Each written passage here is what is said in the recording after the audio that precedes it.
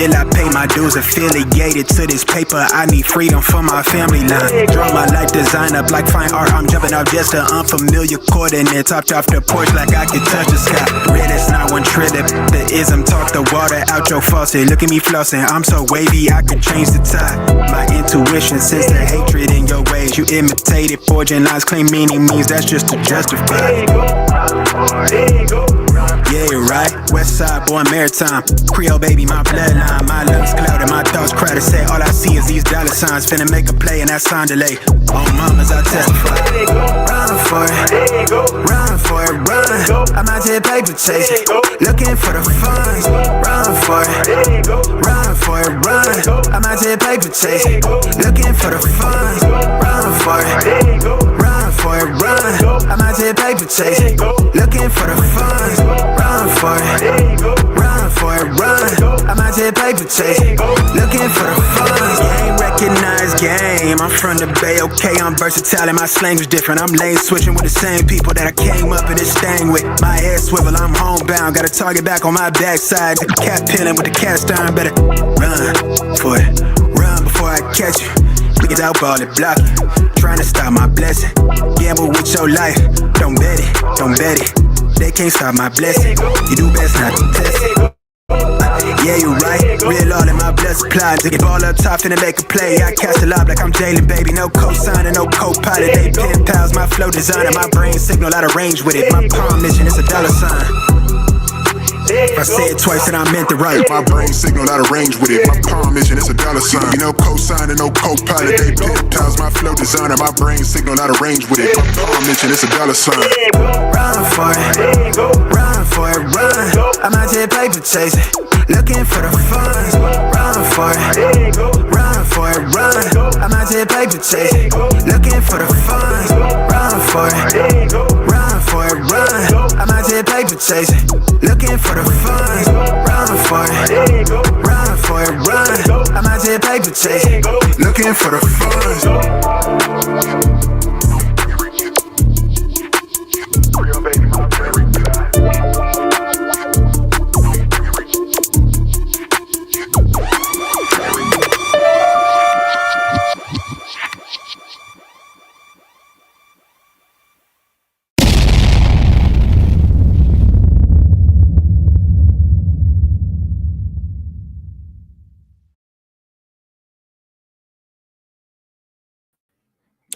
Yo, what up, y'all? It's your boy Rob coming back at you once again with another live stream. So before we get started, you already know what to do. If you're not subscribed to the channel, make sure you hit the bell icon twice. Smash the like button, share this video out to all of your followers, and let's get it cracking. All right, so shout out to everybody who is in the building early. It's good to see each and every one of you. If you can hear me okay and everything looks and sounds good on the screen, please give me a thumbs up or a radiation emoji in the chat. If you cannot hear me or things are looking and sounding bad, please give me a thumbs down or an angry face. While you guys are doing that, I'm going to shout out everybody who's in the building early. I apologize. I totally forgot that I had a live stream scheduled. I had some stuff I had to do last night, and I passed out. You know what I'm saying? So my apologies. You know what I'm saying? Try to get it out the way now, because it's another stream that I want to try to do later on, you know what I'm saying, before I got to get busy, all right? Shout out to my man, Carlton Way. What's good with it, bro? Shout out to Brooklyn Queen, mod extraordinaire. What's good with it, Brooklyn Queen? Shout out to my man, Fomosaki in the building with the flames. What's good with it, bro? Shout out to Black Free Thinker, mod extraordinaire, and shout out to everyone who has not said anything yet, wherever you're watching from, all right? It is good to see each and every one of you. If you all haven't smashed that like button, please do that. If you haven't hit the bell, please do that. If you haven't shared, please do that, all right? So we're going to talk about this AI and crypto bridge to the future. These bridges, these financial mergers, these things will make trillionaires, all right? You would think that being a trillionaire is something that people would be interested in, but it does not seem like that's the case, all right? We're also going to talk about some of these tech CEOs that have been getting the business, all right? One of the major talking points, the anti-wealth talking points is, quote unquote, they'll burn it down. You know what I'm saying? They'll delete us, yada, yada, yada, right? Let me ask you guys this question. Can you guys give me a list of CEOs that have caught the business this year, all right? You can add another one to that list that you about to put in. All right. How many people heard about what happened to the Ledger co-founder? If you guys heard about the Ledger co-founder, give me a thumbs up. If you did not hear about the Ledger co-founder, then give me a thumbs down. Yeah, homeboy got kidnapped. All right. Homeboy got kidnapped. Ledger co-founder safe following a kidnapping. David Balland had been taken from his home in France on Tuesday. Now, here's the question. Who kidnapped him? Who kidnapped the Ledger CEO? David Balland, co-founder of Ledger, was abducted from his home in Cher, France on Tuesday, and he was held for ransom. You know what I'm saying? They held him for ransom before being released on Wednesday. David Balland was taken from his house on Tuesday in the early morning and transported to another location where he was held captive. All right. How many people knew about that? If you guys knew about that, give me a thumbs up. If you guys did not know about that, give me a thumbs down. And what y'all know about this? What y'all know about this? 1 out of 5, you know what I'm saying, on the goal. That's what's up, man. Throw them targets in the chat. Shout out to my man, AB Promotions. I appreciate it. AB Promotions said, just re-up on Uniswap and XRP. That's what's good, bro. Yo, I got a question for you. How many of you all actually have an account on Uniswap? If you guys got an account on Uniswap, give me a thumbs up. If you guys don't, then give me a thumbs down. I'm just curious. I got an account. I haven't done any trades or anything over there, but I got an account. And shout out to you, bro. I appreciate it. Make sure you guys show AB some love. Throw some flames, some radiation emoji, and some ducks in the chat for AB for hitting 20% of the goal. That's what's good. How do you think that we fund this organization, huh? We're not exactly the March of Dimes.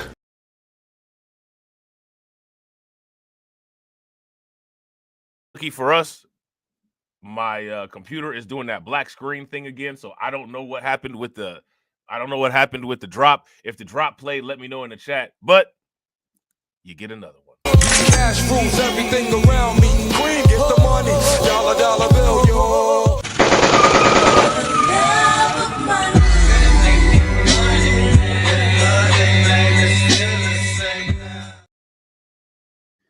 Shout out to you, bro. Shout out to my man, Lloyd Sky 9. What's good with it, bro? All right.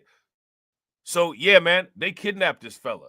All right. How many people heard about this kidnapping? If you guys heard about this kidnapping, give me a thumbs up. If you guys did not hear about this kidnapping, then give me a thumbs down. All right. So the ransom demands. The kidnappers demanded a significant amount of money for Baland's release. All right. It's uncertain how much. But they know enough to know that it's significant. Right. But they don't know how much. Okay. You know what I'm saying?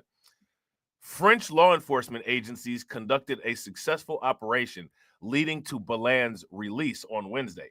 However, it is unclear whether ransom demands were met for the release of David Baland. Now, I think that if the ransom demands had been met, they would have definitely indicated that, right? But they didn't indicate that. They didn't say anything. So more than likely, they probably threw out a little bit of coin to get your boy Baland, you know what I'm saying, back into safe hands, all right? This incident shows the growing security risk that high net worth individuals are facing currently, particularly in the crypto space. All right, so we're in the crypto space, guys, and we're on the verge of being some high net worth individuals. So take heed. While plenty of focus is placed on keeping private keys safe, people in crypto likely are not well versed in personal security. All right. So that's just a very interesting, situation there. All right. Let's take a look at some of these prices. What we got popping off over here. We got Ethereum, $3,399, up 5.99%. All right. Who messes with BNB? 0.66% is up. Solana doing very well. Shout out to Win Loser Rug, our resident chart czar, with the projections on Solana accurate. All right. 265. All right. Is up 8.8%. ZERP. XRP, $3.20, up 3.72%. Doge is doing well. It's at 32%. Tron is doing good, 5%. Cardano is at $1. It's keeping pace with Tether and it's keeping pace with USDC. Toncoin, Telegram, all right, is up 0.143. Shiba is up 0.248. All right. Avalanche is up, but it's down. All right. I think that $36 ain't a bad price on Avalanche, even though it's up 2.6%. I don't think that's a bad price. Bitcoin Cash is down. We need to start watching Bitcoin Cash. I think some strange things about to start happening with Bitcoin Cash as the Bitcoin supply dwindles. You know what I'm saying? Sui swap, 2.77%. All right, doing pretty good. Yo, how many people have Capybara? If you guys have Capybara, give me a thumbs up. If you guys don't have Capybara, give me a thumbs down. Shout out to my man Cameron Jones. What's good with you, bro? Good to see you as always. Capybara is doing pretty well today. You know what I'm saying? Capybara is doing pretty well today. Now, you know, if you get some staking bonus, right? If you get some staking bonus from the Capybara while it's doing well, might not be a bad idea, right? Might not be a bad idea. Cameron, you got me dying laughing. You see, look, you see what I be saying? I don't have to say it now. Y'all say it. You know what I'm saying? I don't have to say it no more. I don't have to worry about Cameron and I don't have to worry about Carlton and you know what I'm saying, and Black Free Thinker putting the alerts in the chat. I ain't got to say it. You know what I'm saying? But it might not be a bad idea to buy some crypto, you know what I'm saying, with your Capybara staking bonuses if you get some today. You know what I'm saying? You know, because it's up. You know what I'm saying? Find you something that's down, flip it, you know what I'm saying, into USDC or Tether and buy it. You know what I'm saying? Shout out to my man Lloyd Sky 9. You know what I'm saying? Balling. You know what I'm saying? Make sure y'all show my man Lloyd Sky 9 some love. Lloyd Sky 9 said, always showing support. Hold on real quick. Oh man, my computer acting crazy. And you know, you already know, you know what I'm saying? I ain't buying no new. I'm not buying no new computer when I can buy some Bitcoin. So you know what I'm saying. I'm just saying. y'all just go. If y'all about that life, y'all gonna have to be about the life with me with the slow equipment and all that. You know what I'm saying. Shout out to Lloyd Sky 9. Lloyd Sky 9 said, always showing support to the vectors of truth. Keep it going, bro. Yo, I appreciate it, bro, and I appreciate you. You guys know I appreciate y'all, man. Shout out to you, bro. Make sure you guys show Lloyd Sky 9 some love, throw some flames, some radiation emoji, and some ducks in the chat for Lloyd Sky 9 for funding the organization. Definitely appreciate you, bro. How do you think that we fund this organization, huh? We're not exactly the March of Dimes. we ain't exactly the March of Dimes. You know what I'm saying? It got me dead. Yo, Cameron got me dead. Hey, make sure. Hey, and shout out to Lloyd Sky 9 because we're 2 out of 5 now, right? Shout out to Lloyd Sky 9. Throw some darts in the chat. Cameron said, we must be learning. 11 people.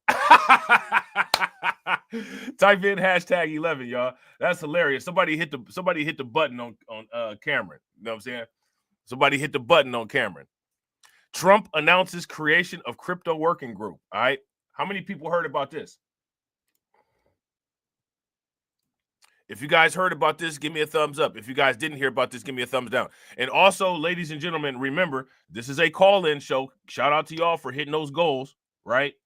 Shout out to y'all for hitting those goals. This is a call-in show. The link should be pinned in the chat, all right? If the link's not pinned in the chat, it's in the description box, all right?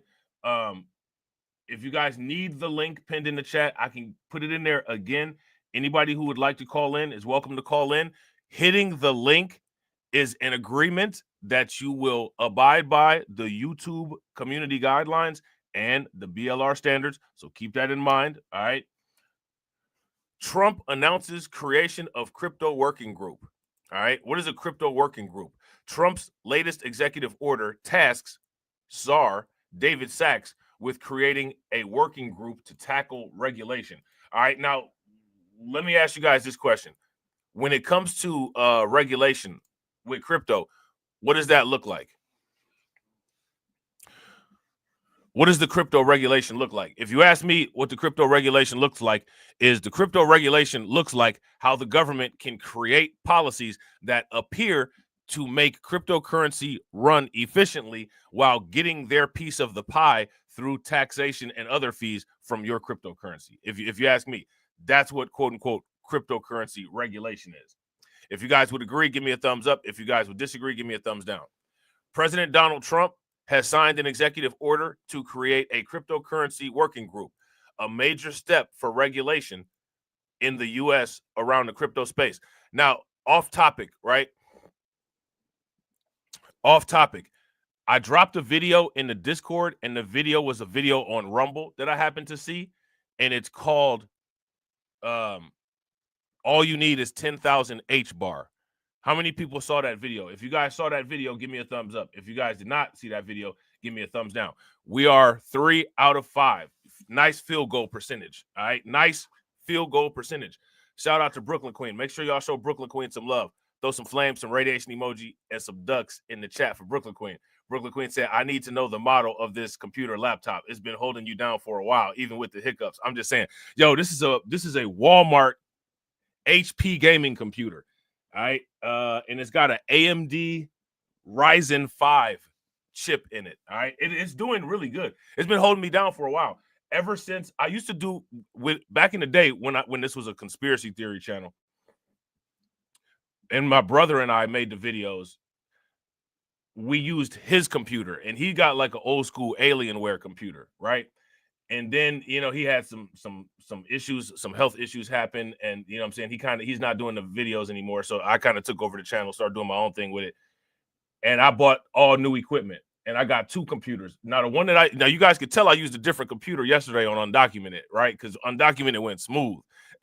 Undocumented went smooth yesterday, right? I used my other computer, my other laptop, but I got a desktop, and the desktop is the one that I really like this computer. I don't care how I like this computer. You know what I'm saying? And this is the one. It's old, you know what I'm saying? It's outdated, but I really like it, and it's got all my stuff organized on it the way that I like it. You know what I'm saying? It's just when you had that bad boy on for a long time, you know what I'm saying, you know what I'm saying, it starts having some hiccups, but it be doing good. It's an old HP. You know what I'm saying? It's an old HP Walmart computer. You know what I'm saying? And it do its due. I ain't mad at it. You know what I'm saying? Once I do upgrade, I'm gonna upgrade to some crazy stuff. You know what I'm saying? I'm gonna upgrade to some crazy stuff. That's gonna be when Bitcoin hit $1 million. Right? That's when Bitcoin hit $1 million. Shout out to Brooklyn Queen for feeding the liquidity. Make sure y'all show Brooklyn Queen some love. How do you think that we fund this organization, huh? We're not exactly the marching times. Definitely appreciate you. All right. So yeah, my thing is, you know, get your H-bar up, see how it goes. Some other tokens that I wanted to ask people about. I told people about open custody protocol. You guys remember me telling you guys about open custody protocol? You guys take a look at that. Look at Toshi. All right. Shout out to TD, because TD was the one that hit me to Toshi. And then, you know, I had asked you guys about it in the Discord. Toshi is doing crazy. I've already doubled my investment on Toshi, and I didn't put in very much. You know what I'm saying? So that's something that you might want to take a look at as well. Another one is reserve rights is doing well.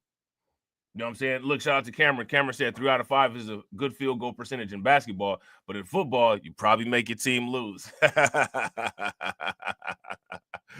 Oh, man. That's hilarious, man. That's facts, though. You know what I'm saying? That's facts. So, yeah. So your boy Trump signed an executive order to create a cryptocurrency working group, and it's a major step for regulation in the U.S. around the cryptocurrency space. All right. The goal of the cryptocurrency working group is to look to assist in crafting regulatory framework for cryptocurrency. Regulatory alignment. This move shows Trump's commitment to helping regulatory clarity for the crypto space. All right. Members of the group. The group will include representatives from key government agencies such as the Treasury, SEC, and CFTC. All right. Creating the crypto working group is a turning point for the crypto industry in the U.S. It will be interesting to see what crypto-related companies will be given a seat and how they will assist in putting together the regulatory framework for the crypto industry to truly flourish in the U.S. All right. So I think that it wouldn't be a bad idea for us to find out what crypto companies end up getting a seat at the table when it comes to this crypto currency regulation task force, and, you know, throw a couple ducats in there. What y'all think? If y'all agree, if y'all don't think that's a bad idea, give me a thumbs up. If y'all think it's a bad idea, you know what to do. Give me a thumbs down. Boo, clown face, tomatoes in the chat. You know what I'm saying? All that. All right. So we're going to go more into this cryptocurrency task force. Shout out to my man, Eric Jenkins. It's good to see you as always. What's good with you, bro? All right. Let's see what Trump talking about. Shout out to AB Promotions, because AB Promotions called it. He said your boy Trump doing too much. Trump Adderalled up. You know what I'm saying? Oh, man. Trump is Adderalled up, and he's at it. You know what I'm saying? He at it. You know what I'm saying? All right, let's see what's popping. And shout out to everybody, man. If y'all haven't hit that like button yet, please do me a favor. Take a moment, smash that like button. Also, if you guys have not hit the bell, please take a moment, hit that bell, and also please share the stream to your social media.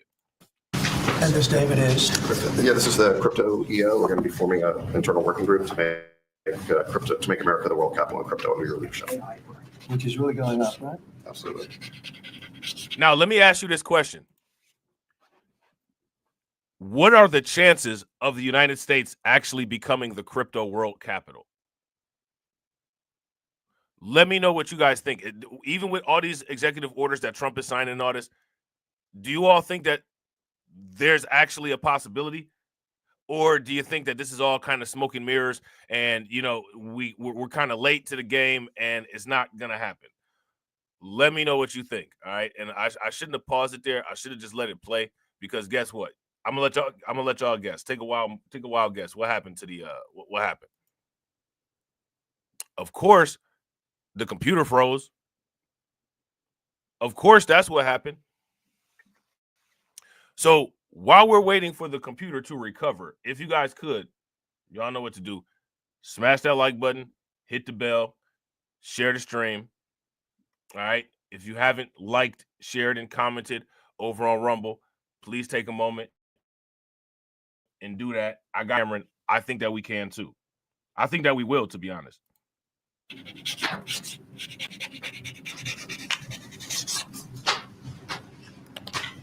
David, that's for you. Thanks, sir.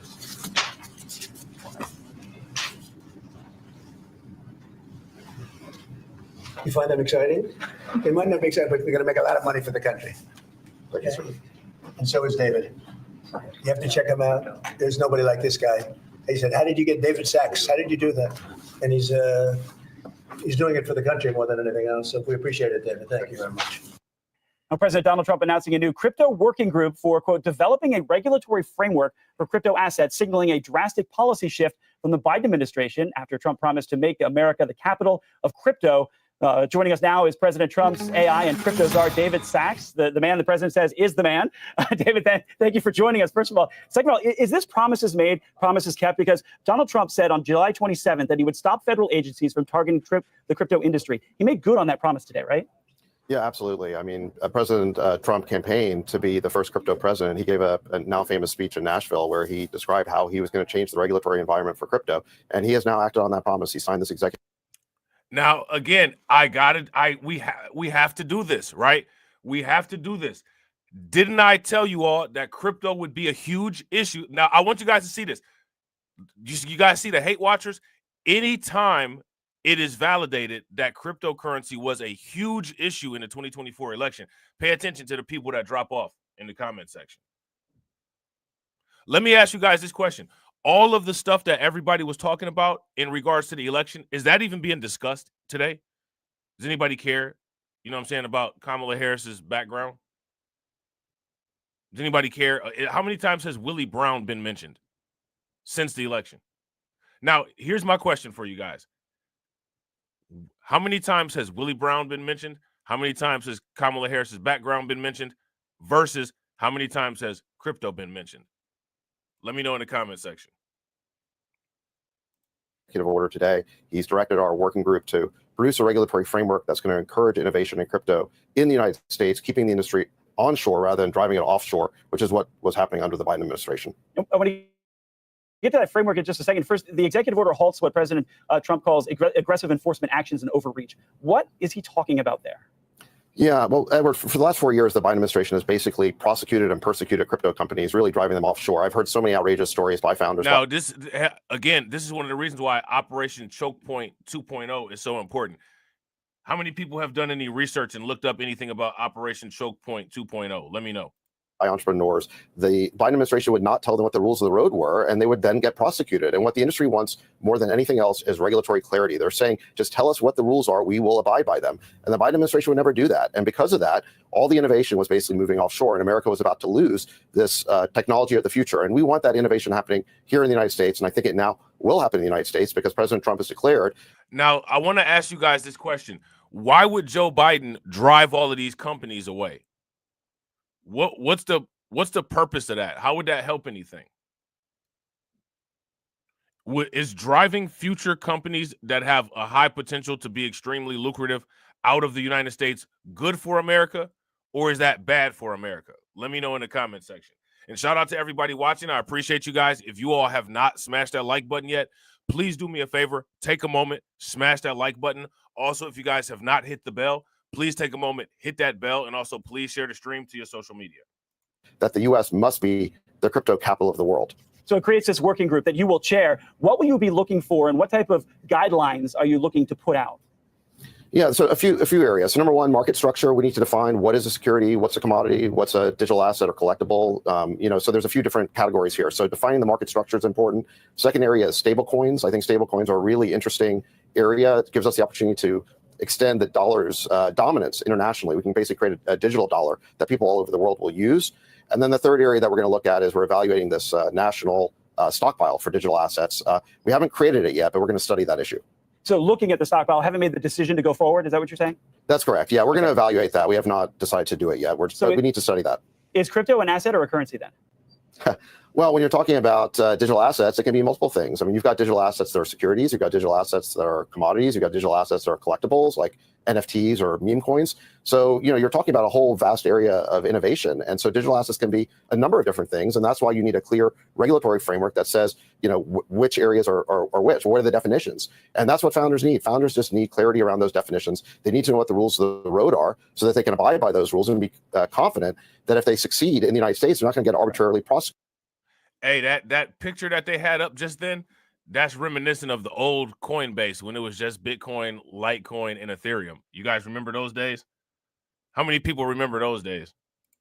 So how far is the U.S. behind, do you believe, the rest of the world, and how fast will this help catch up? We're going to catch up really fast. I mean, the innovation was trying to move offshore. There are places like Singapore, even places in Europe that were ahead of us. But now I think it's going to change very fast. Really, if you look at Silicon Valley and the technology industry in general, the U.S. leads in virtually every category, and crypto is one of the few exceptions. And I think that's going to be very, very quickly rectified because of President Trump's executive order today. I want to get your take on the Trump coin, which started right before he took office. So are you concerned about a conflict of interest there? I don't think so. I think the Trump coin is a collectible. Like I mentioned, there's different categories of digital assets. That's a collectible. It's like a baseball card or a stamp. People buy it because they want to commemorate something. So this is just my personal opinion. I'm not a regulator, but my personal opinion is that's totally fine. So this executive order bans agencies from developing a central bank digital currency. Why is that? Well, CBDCs are a real threat to freedom and liberty. What you're talking about there is moving to a central bank digital currency that would be run out of Washington by the Fed and would basically gradually replace cash. And now I want you guys to hear this. How many times have you heard people explain Bitcoin and explain cryptocurrency and say that cryptocurrency and Bitcoin are central bank digital currencies? And I've repeatedly said Bitcoin and cryptocurrency are not central bank digital currencies. Central bank digital currency is something different. A cryptocurrency is a cryptographic digital currency. A central bank digital currency is not a cryptographic digital currency. It's something different. But people use these talking points and people's lack of knowledge on these topics to scare people. And people take their lack of knowledge and weaponize it and use it as an excuse to not be aware of what's going on in the world around them. Now, I want to ask you guys this question. How many people think that it's a good thing that Trump decided to make it where a central bank digital currency is illegal? If you guys think that that's a good idea, give me a thumbs up. If you guys don't think that that's a good idea, then give me a thumbs down. Catalog everybody's transactions, and it could lead to new laws and dictates about how people spend their money. So I think people are very. So I want you guys, I'm going to run this back. I want you guys to hear what he said. Understand this, right? Understand the difference between a cryptocurrency and a central bank digital currency. Central bank digital currency. Why is that? All right, I'm going to run it back a little bit further. So when people come into the comment section with that central bank digital currency talk, the expectation is you guys going to handle it in the comment section and not with your wrench. Collectible. It's like a baseball card or a stamp. People buy it because they want to commemorate something. So this is just my personal opinion. I'm not a regulator, but my personal opinion is that's totally fine. So this executive order bans agencies from developing a central bank digital currency. Why is that? Well, CBDCs are a real threat to freedom and liberty. What you're talking about there is moving to a central bank digital currency that would be run out of Washington by the Fed and would basically gradually replace cash and catalog everybody's transactions. And it could lead to new laws and dictates about how people spend their money. So I think people are very concerned What's that good could with it, be bro? an Orwellian path to go down. No one wants to go down that path. And I think we can create stable coins, basically digital dollars, without doing that. So the executive order is really clear. We want to create a regulatory framework for stable coins, but we don't want to go down the path of CBDCs. But a digital currency for a government could be competition to Bitcoin. Did that play into that decision? Well, I mean, any government can create a stable coin. So, but I think the U.S. Dollar is already the world's reserve currency. So I'm not really worried about competition there. I just want to extend, or I believe that what we should be doing is extending the dollar's dominance into digital areas, extend it online. And I think that could actually create trillions of dollars of demand for U.S. treasuries. It could be really useful to us in basically supporting our debt and also bring down long-term interest rates. David, in the last 30 seconds we have, you are also the AI, the artificial intelligence czar. The executive order was signed on that, making U.S. the capital of artificial intelligence. What does that mean going forward? Well, like the president said at Davos today, we want to be number one. We want to be the global capital in artificial intelligence as well as crypto. These are two areas that are absolutely vital for the future. They're both cutting edge technologies. The Biden administration had passed this 100+ page EO of burdensome regulation. It was just unnecessarily cumbersome. The industry hated it. They were complaining about it.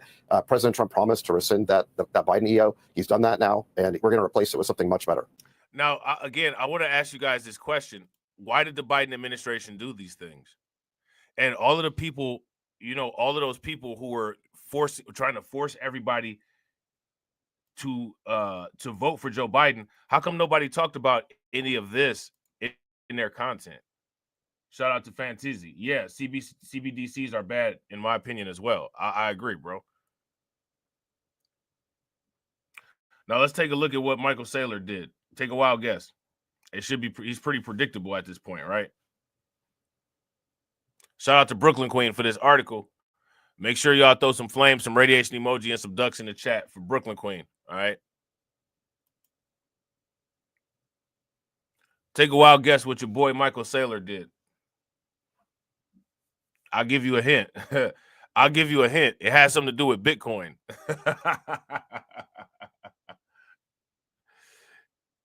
It has something to do with Bitcoin.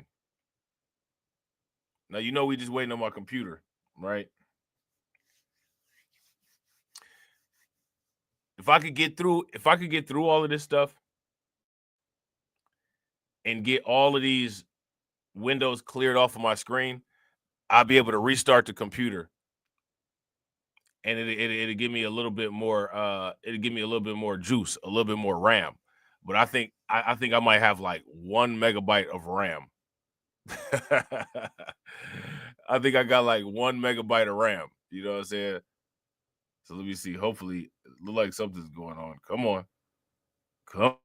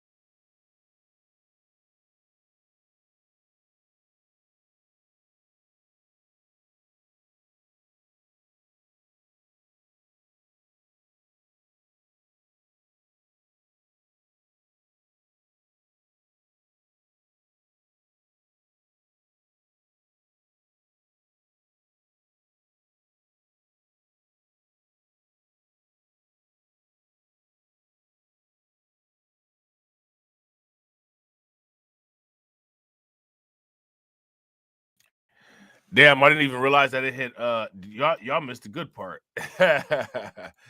Y'all missed the good part. I didn't even realize that it hit. Did that.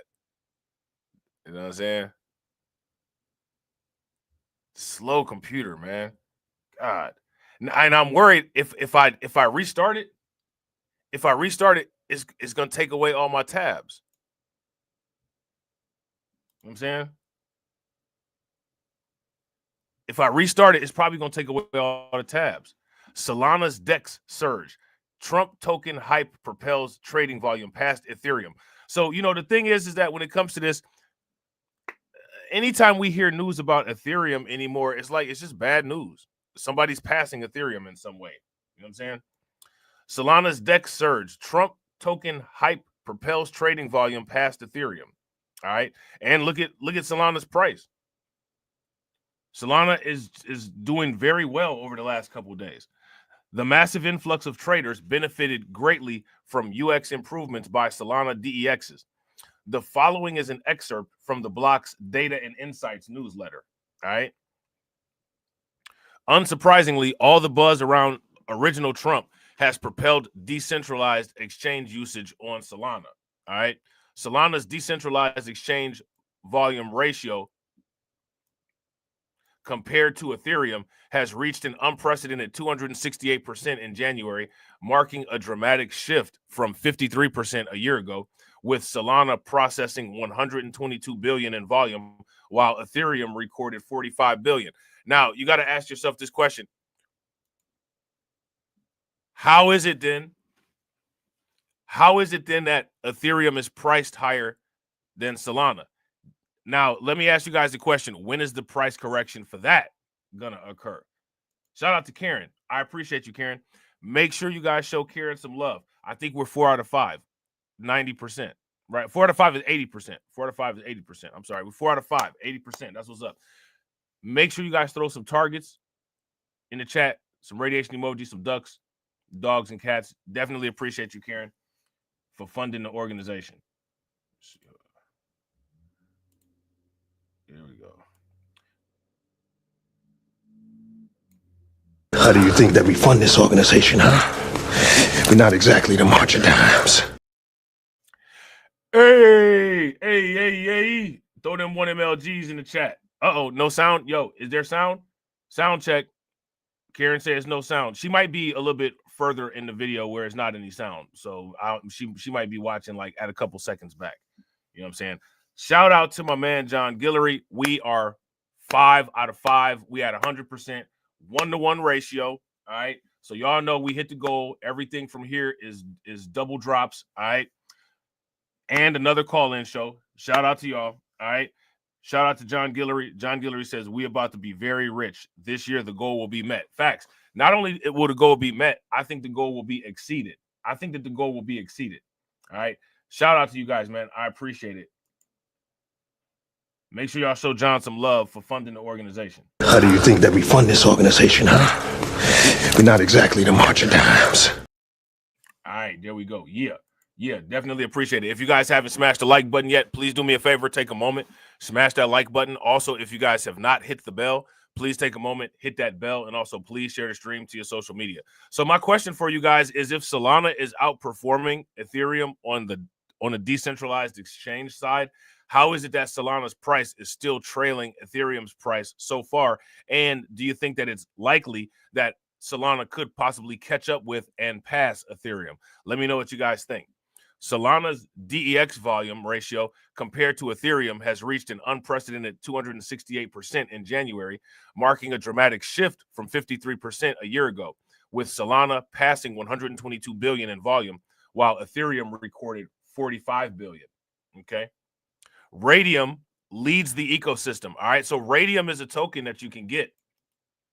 All right. Radium leads the ecosystem with $32 billion in weekly volume, followed by Orca at 17 billion. And I think I recall somebody talking about Orca. I can't remember who it was. For comparison, Uniswap on Ethereum processed 20 billion during the same time period. All right. So now let me ask you guys this question. Let's do a price comparison. What's the price comparison between Uniswap and Radium? Somebody let me know. The massive influx of traders benefited greatly from UX improvements by Solana DEXs. All right.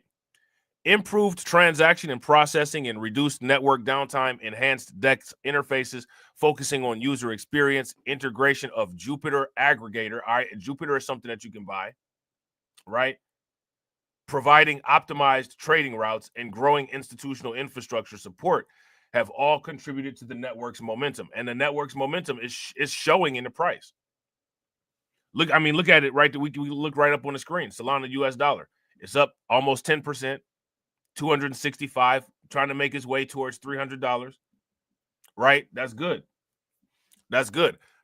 Shout out to everybody in the comment section. Shout out to my man Moxie Approve. What's good with you, bro? How many people have Solana? You know what I'm saying? Make sure that you got a little bit. You know what I'm saying? Shout out to my man Black Free Thinker. I appreciate it, man. We are now what? What is this? 120% of the goal. Ha, yeah, that's what's good. Shout out to my man Black Free Thinker. I appreciate you, bro. Make sure that you guys show Black Free Thinker some love. Throw some flames, some radiation emoji, and some ducks in the chat for Black Free Thinker for funding the organization. All we need is the drop to play. That's all we need. Come on, drop, play. Come on, drop, play. I don't know what's going on. How do you think that we fund this organization, huh? We're not exactly the March of Dimes. All right, there we go.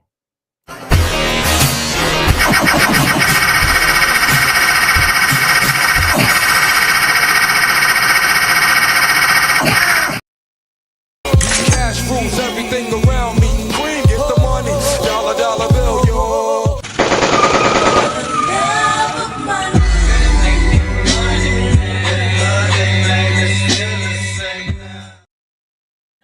Yeah, there's sound.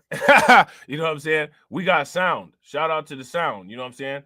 Yeah, I gotta agree with that. Listen, how many people remember when Ethereum made like this 3-step jump? First, Ethereum was like around with the price where Solana is right now, right?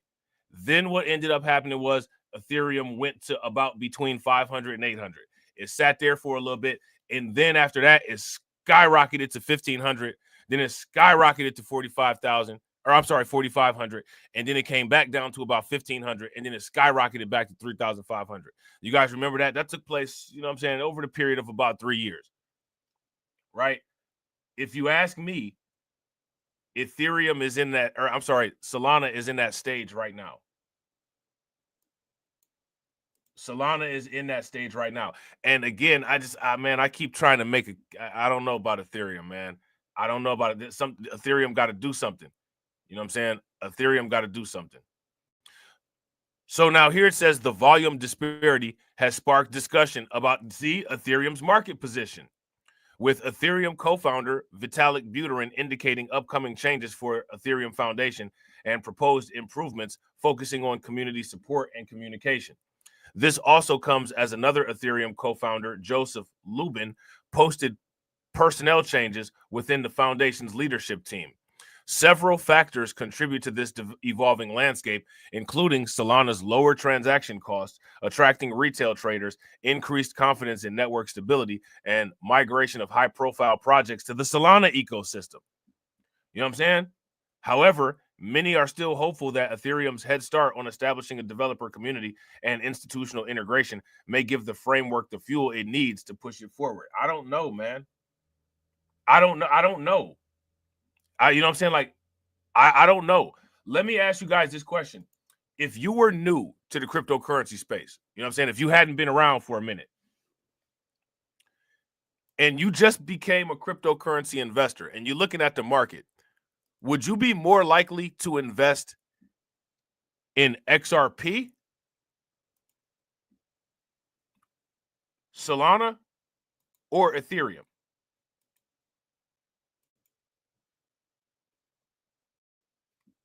Which would you be the most interested in investing in? And shout out to Brooklyn Queen. All right. Make sure that you guys show Brooklyn Queen some love. Throw some flames, some radiation emoji, and some ducks in the chat for Brooklyn Queen for dropping this in the Discord. I think this was Brooklyn Queen. I think this was Brooklyn Queen.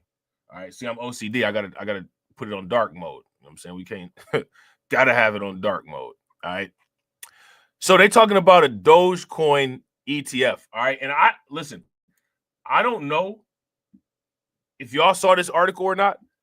I saw this crazy article talking about $10 Dogecoin. Now, I don't know how likely that is, the $10 Dogecoin. I think that the dollar Dogecoin is possible. You know what I'm saying? I even think that the $2 Dogecoin is possible. But like in a foreseeable time frame, $10 Dogecoin, I don't know. Somebody is highly they highly optimistic on that one. They highly optimistic on that one. I don't know about no $10 Dogecoin in the foreseeable future. That might be something that our grandkids see, but I don't know about us seeing no $10 Dogecoin. You know what I'm saying? Shout out to Maine. What's good with it, bro? Now, listen, actually, right? This goes back to a conversation that me and Lloyd Sky 9 had on Discord, right? Me and Lloyd Sky 9 had a discussion about Ethereum, right? And I was more on the side of Ethereum. I haven't given up on my position on Ethereum yet. And I still do think that Ethereum is a good hold. I don't know. My faith in that position is starting to crumble, though. I'm not going to lie. My faith is starting to crumble. But I got to give Lloyd Sky 9 some props for bringing up the question, is it a good idea to, decompose your Ethereum and put it into Solana? I was extremely against that at first, right? And I think that based on my reasoning, I had a decent reason. But as time goes forward, I'm not seeing the expected exchange. I'm not seeing the expected changes with Ethereum that they should be making to remain competitive. So I got to give it to Lloyd Sky 9. That might be something that really should be explored. I got to give it to my man Lloyd Sky 9 on that. I got to give it to my man Lloyd Sky 9 on that. You know what I'm saying? I'm not going to lie. Oh yeah, Sui Swap, yeah, facts, bro. That's a good coin. Shout out to Lehman Lucas. I'm extremely disappointed in Ethereum. I'm about as disappointed in Ethereum as I am with the customer service that I got on crypto.com. I'm not gonna lie. Yeah, shout out to John Gilly. I was against it, bro. And the reason why I was against it is because I'm leveraged decent in Ethereum and I'm leveraged decent in Solana. So, I'm kind of just like, I got a decent amount of Solana. I got it when it was really cheap. I'm not tripping about Solana. It's going to be good when it blow up. I don't know though, man, because the blow up in Solana might, it might kind of mess up the loss of Ethereum. If Ethereum takes a hit, Ethereum going back down to like $100, I'm gonna be pissed. Yeah, Ethereum is making me mad. I gotta agree. Shout out to AB Promotions. AB Promotions says Ethereum should be $10,000 by now. Now, check this out, right? I think that Ethereum should be $10,000 based on the expectations of what Ethereum holders expected Ethereum to do. Oh, Carlton posted that article. I appreciate it, John. Shout out to Carlton. Make sure y'all show Carlton some love. Throw some flames, some radiation emoji, and some ducks in the chat for Carlton. Appreciate you, Carlton. All right. But here, with the article that we just read, if Ethereum should be $10,000 by now, how much should Solana be? See, we got to ask it like that. Based on performance, right? If we're basing these things on performance, if we're saying that Ethereum in its current state should be at $10,000, how much should Solana be? I think that that's a reasonable question. And I think that that's a reasonable question that justifies the premise that Lloyd Sky 9 brought up about, is Solana a better investment currently than Ethereum? Currently, I would have to go back on my position and say currently, yes. Now, I'm in a different position than other people, right? Because I got Ethereum. I still don't know if I would sell my Ethereum yet, right? But if you don't have Ethereum or you don't have Solana, I would say go all the way with Lloyd's position. And if you're going to do like, some type of weighted average, put more weight onto Solana than you would put on Ethereum. if you ask me. You know what I'm saying? Yeah, I think I've heard $1,000 predictions for Solana, and I think it's possible. I think we're about to hit $300 right now. You know what I'm saying? I think it's possible. I think sky's the limit for any crypto. Yeah, and I gotta agree. Shout out to Black Free Thinker. Black Free Thinker said, I'm about XRP, yet you cannot ignore Solana. You can't ignore Solana. And another thing, it says a lot to me, right? The fact that Trump used the Solana chain to launch the meme coin kind of says something.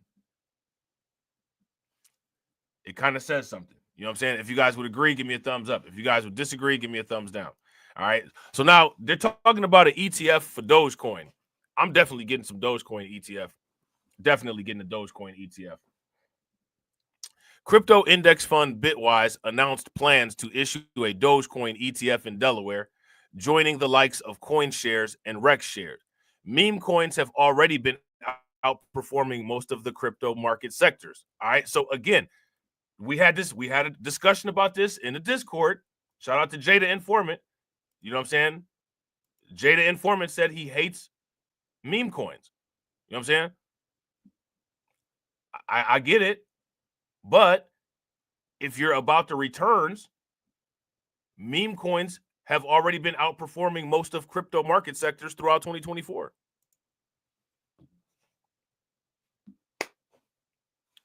If you're in it for performance, you're in it for performance. You know what I'm saying? I'm in it for performance. And news about the Dogecoin ETFs could keep the hype going. All right. Although we're yet to see an impact on Doge's price, investors have been flocking to ongoing pre-sales since late 2024, raising millions for projects like this Flockers, right? Which surpassed the $13 million milestone the day before the pre-sale ended. All right. Now, how many people heard about? I've never heard of this. Flocks. Never heard of this token before.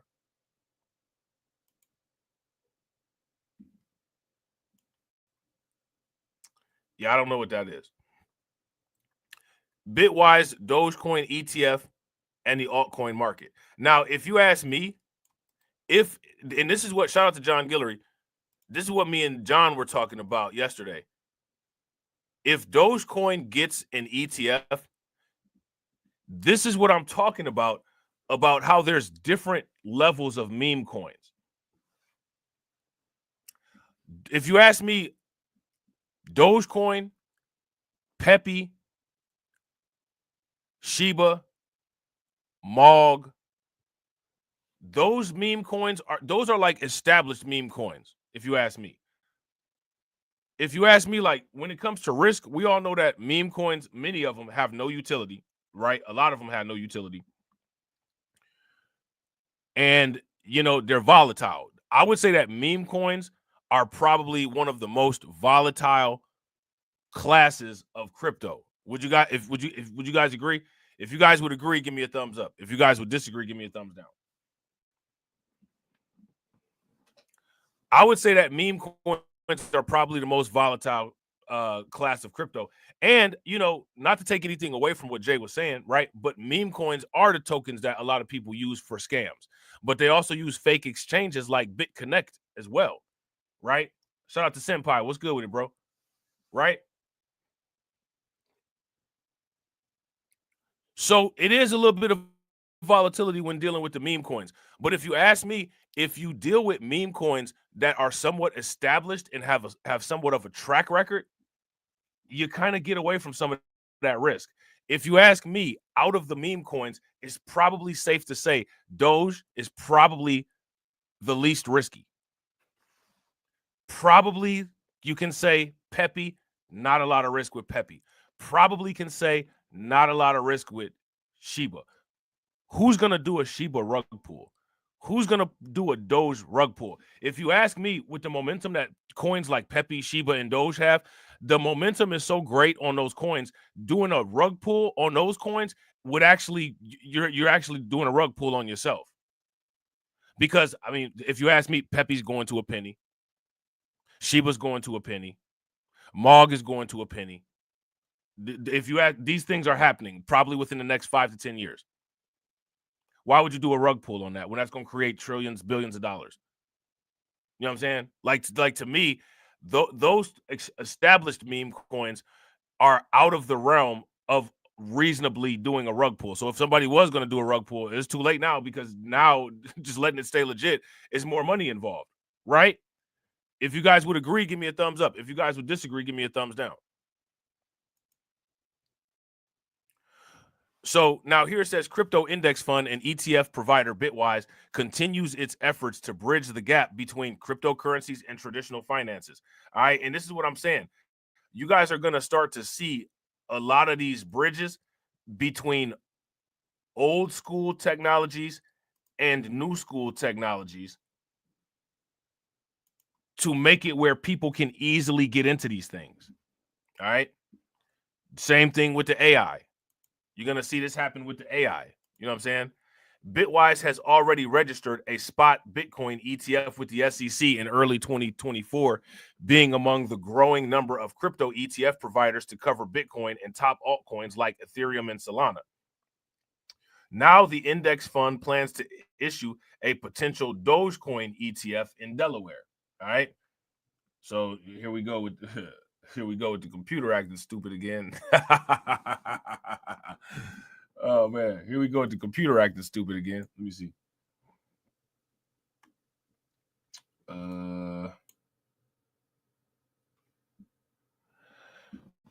If you guys haven't smashed the like button yet, please do me a favor, take a moment, smash that like button. If y'all haven't hit the bell, please take a moment, hit that bell.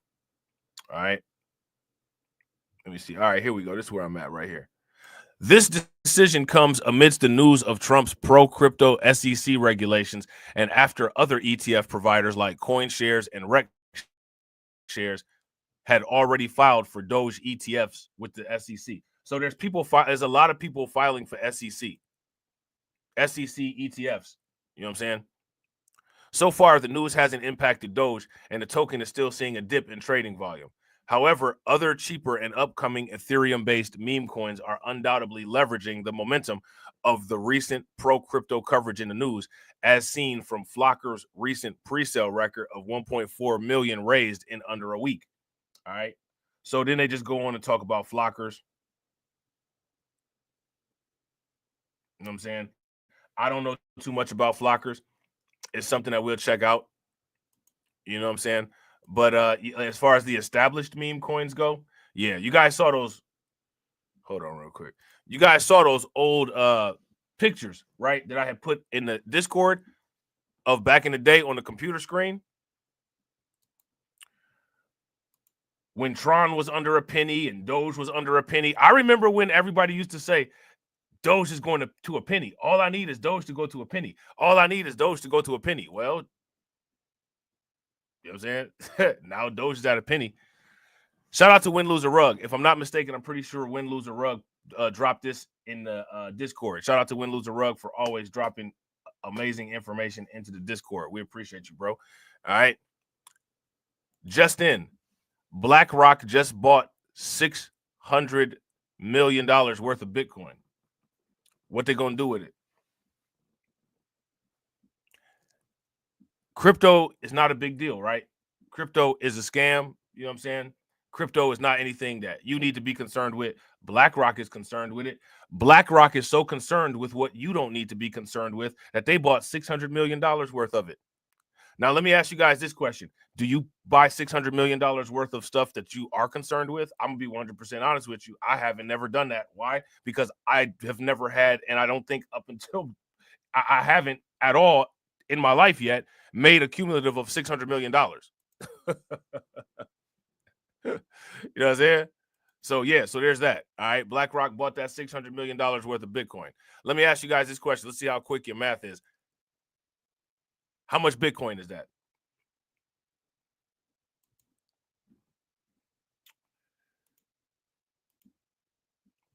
How much Bitcoin is that? Now, I believe that this is probably going to occur one of these days, right? Or if this doesn't occur, there will be some type of situation like it that occurs, right?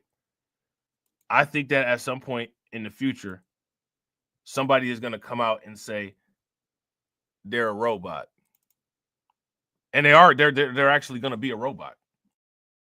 And I think that somebody is going to come out and say that they're the result of being cloned, and they will have been the result of being cloned.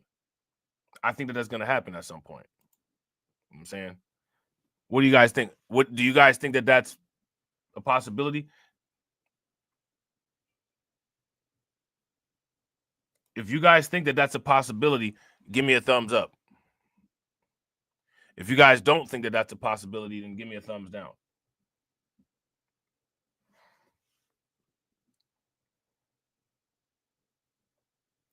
I think that that's absolutely a possibility. All right. This company in China is rolling out humanoid robots. All right. Now, we all know what this is, right? But, for contextual purposes, right, we got to throw this in here. What is a humanoid robot?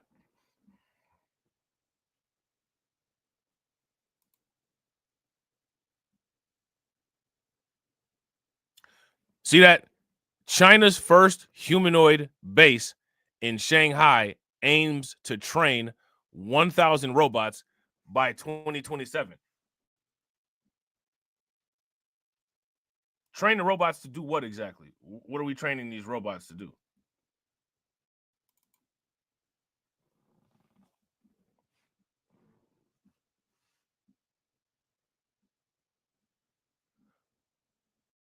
What are we training these robots to do, ladies and gentlemen? All right, I shouldn't say we, right? What is China training these robots to do? Let me get rid of some of this. Hopefully it helped me out. By 2025, the initiative targets 10 million high-quality data entries, building one of the most advanced heterogeneous embodied data sets in robotics. Now, do you think that the United States is going to sit around and let China get ahead on this? China probably is ahead on this already, right? And shout out to John Guillory. All right. I'm pretty sure that John put this article in the Discord. All right. Make sure y'all show John some love, throw some flames, some radiation emoji, and some ducks in the chat for John for always putting the good information in the Discord. It was either John or Brooklyn Queen. I got to start writing this down. Somebody correct me. Who put this in the Discord? Who put this article in the Discord? It was John. All right, yeah. Shout out to John. All right. If I ever say the wrong name, make sure y'all correct me. You know what I'm saying? Don't harbor no animosity and be like, see, Robbie doing it. Correct me, man. Tell me if I say the wrong person.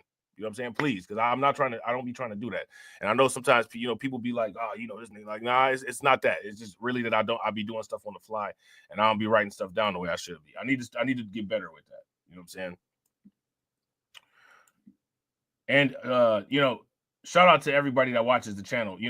I appreciate hitting the goals, right? The financial goals, the liquidity goals, but that's not the only way that you can contribute to the channel. You know what I'm saying? You can contribute to the channel by dropping articles and you know what I'm saying, stuff like that too. You know what I'm saying? That helps as well. All right. China has launched its first heterogeneous human robot training base, which is situated in Shanghai. So this is like robot boot camp. You know what I'm saying? Named the Humanoid Robot Kylan Training Ground and is operated by Shanghai-based national and local company-built Humanoid Robotics Innovation Center, Humanoid Robot Shanghai Company, with the ability to train more than 100 humans in the widespread use and commercialization of cutting-edge robotics technology. All right. According to a Chinese media outlet, the facility plans to train 1,000 general-purpose robots at once by 2027. So, how many people have seen the movie I, Robot with Will Smith? I mean, this is actually a situation. They're gonna have it lined up with all them robots, like with Sonny. How many people read them books? Is a series of books called Robot City. Now, the movie I, Robot was based off of these books that are called Robot City. All right, the author of the books his name is like Isaac Asimov or something like that. I think he was actually in the movie. I think he might have been that scientist that got deleted. That was quote unquote Sonny's dad. They're gonna do this like Wayland Corporation on the Alien series. You know what I'm saying? The AI robots on the Alien series, they wasn't really feeling, you know what I'm saying, people all like that. You know what I'm saying? I'm just saying. In December, Chinese robotics company's AGI bot. Now, I'm curious, what does AGI bot mean? Right? I wonder if AGI stands for artificial general intelligence, right? Bot introduced the largest humanoid manipulation data set to date, aiming to enhance AI robot training. Okay. Humanoid training advancements. The humanoid robot training ground is designed to play a key role in advancing the development of the industry and supporting the implementation of diverse application scenarios. All right. According to Global Times, by providing tailored training environments for sectors such as intelligent manufacturing and public services, the facility aims to drive technical innovation and facilitate industrial upgrades through collaboration among enterprises. Okay. To better train general purpose humanoid robots, the center will collaborate with Shanghai-based manufacturers, including Zhuiyan Robots and Kupus Technologies. All right. So, write these companies down, ladies and gentlemen, and we're going to keep track of these companies. All right. We're going to see which of these companies is an international company and see which of these we can invest in and capitalize on. Right? How many people think that that's a good idea? If you guys think that that's a good idea, give me a thumbs up. If you don't, then give me a thumbs down. All right. To better train general purpose humanoid robots, the center will collaborate with those companies that we just talked about. So we need to be paying attention to them companies. All right. How are robots built? How many of y'all want to watch? Y'all want to watch this video? Let's see how long it is. 5 minutes. Robots have. Let me see. Hold on. We're gonna do one of these real quick.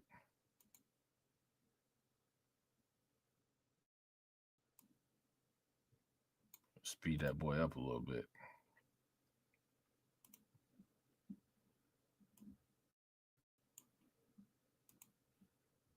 Have jumped from the screen and science fiction pages into our reality, disrupting almost every modern industry. Agriculture, space, travel, medicine, and manufacturing are just a couple of places robots have begun to appear.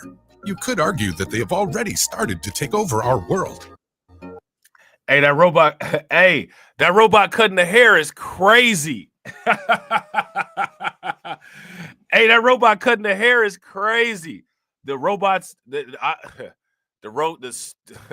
stupid robot dogs fighting like stupid real dogs.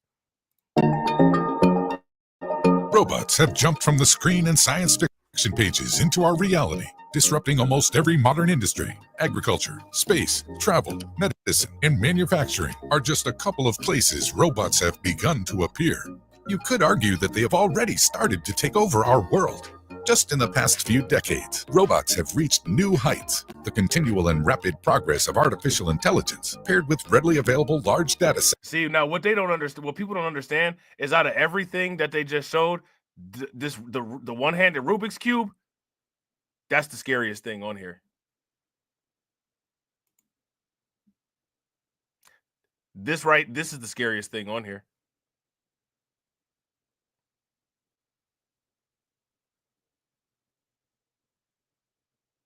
The continual and rapid progress of artificial. That's crazy. That's wild. You know what I'm saying? people looking at all the other stuff like, oh, look what the robots can do. Look what the robots can do. Yo, that handling that Rubik's Cube like that, that's the craziest thing on here. I shouldn't have stopped it. I shouldn't have stopped it because now we stuck. Yo, if y'all haven't smashed the like button yet, please do me a favor, take a moment, smash that like button. Also, if you guys haven't hit the bell, please do me that favor, hit that bell. Also, please share the stream to your social media. Just in the past few decades, robots have reached new heights. The continual and rapid progress of artificial intelligence, paired with readily available large data sets, lower prices for sensors and electronics, and a steady demand for efficiency, has created the perfect storm for engineered innovation.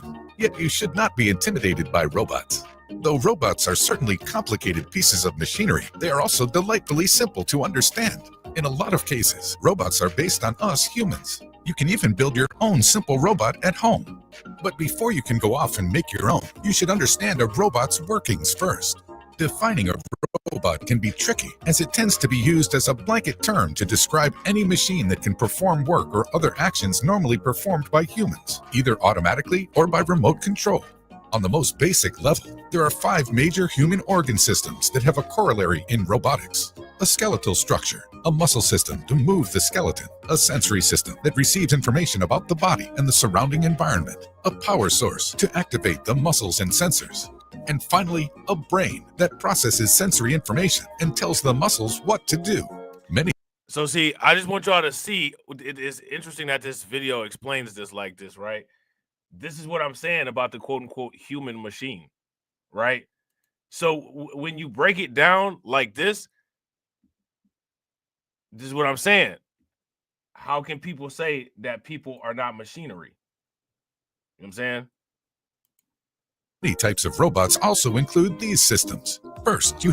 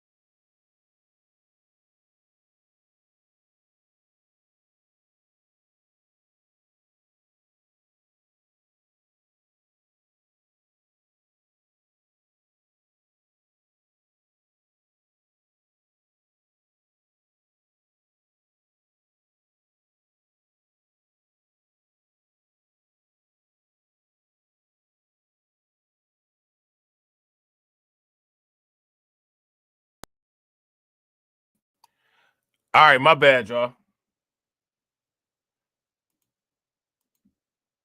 There we go with that BS. That's the computer. Hold on real quick. Where Where was we at? And if you guys can hear me, now, give me a thumbs up. If you guys can't hear me, give me a thumbs down. Let me know if you guys can hear me okay.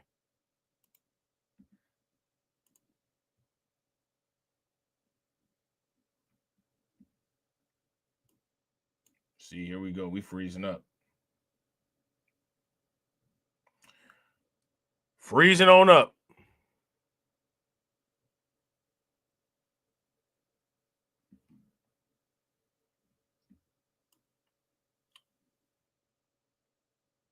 All right, let me see.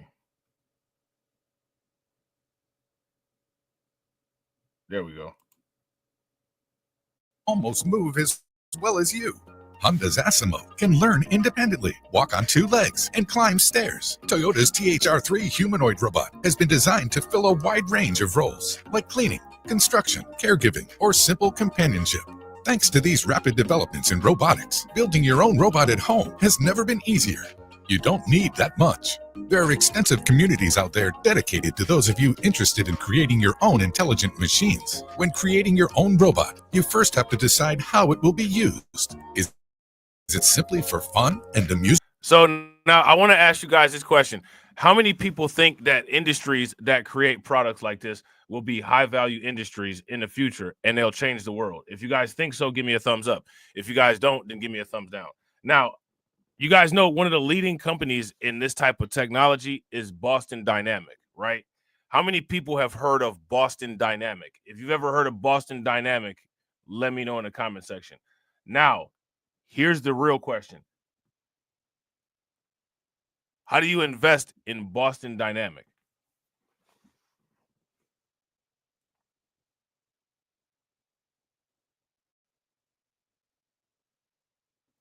See, that right there is the question. How do you invest in Boston Dynamic? Are you trying to enter the world of robot engineering? Or maybe you just want a robot for your desktop? Robot DIY kits are available everywhere, providing you all the components and electronics you need. The Raspberry Pi Foundation has developed robot kits that can be used with the Raspberry Pi series to create your own mobile robot, robotic arm, or even a mini Mars rover. The LEGO Mindstorm series is another excellent place to start if you or a younger family member is looking to get into robotics. No matter where you are in your robot career, there are a lot of options out there. Robots stand poised. Now, let me ask you guys a question. How many people think that this is something that they should get their kids into? They should get their kids into this type of hobby, right? Instead of, other hobbies. I think that this would be something that people should get their kids into. You know what I'm saying? You can get them into it with the Legos and all that, right? Because kids love Legos. So now here says the effort aligns with China's broader strategy to strengthen its position in artificial intelligence and robotics, addressing both global tech competition and the challenges of an aging society. Now, let me ask you guys this. Who is China's global competition when it comes to robotics?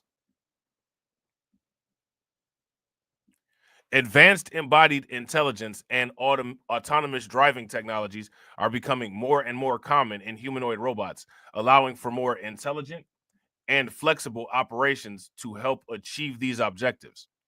Next, the center intends to introduce the 2.0 iteration of their humanoid robot called Deep Snake. All right.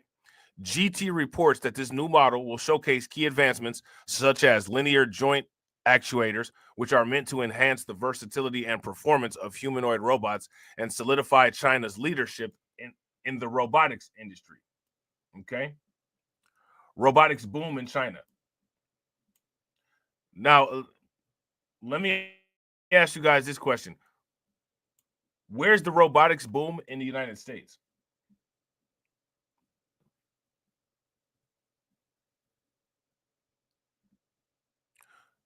Where's the robotics boom in the United States? And I want to ask you guys. I'm about to ask a question. You know what I'm saying? Y'all probably ain't gonna like this question, but it is what it is.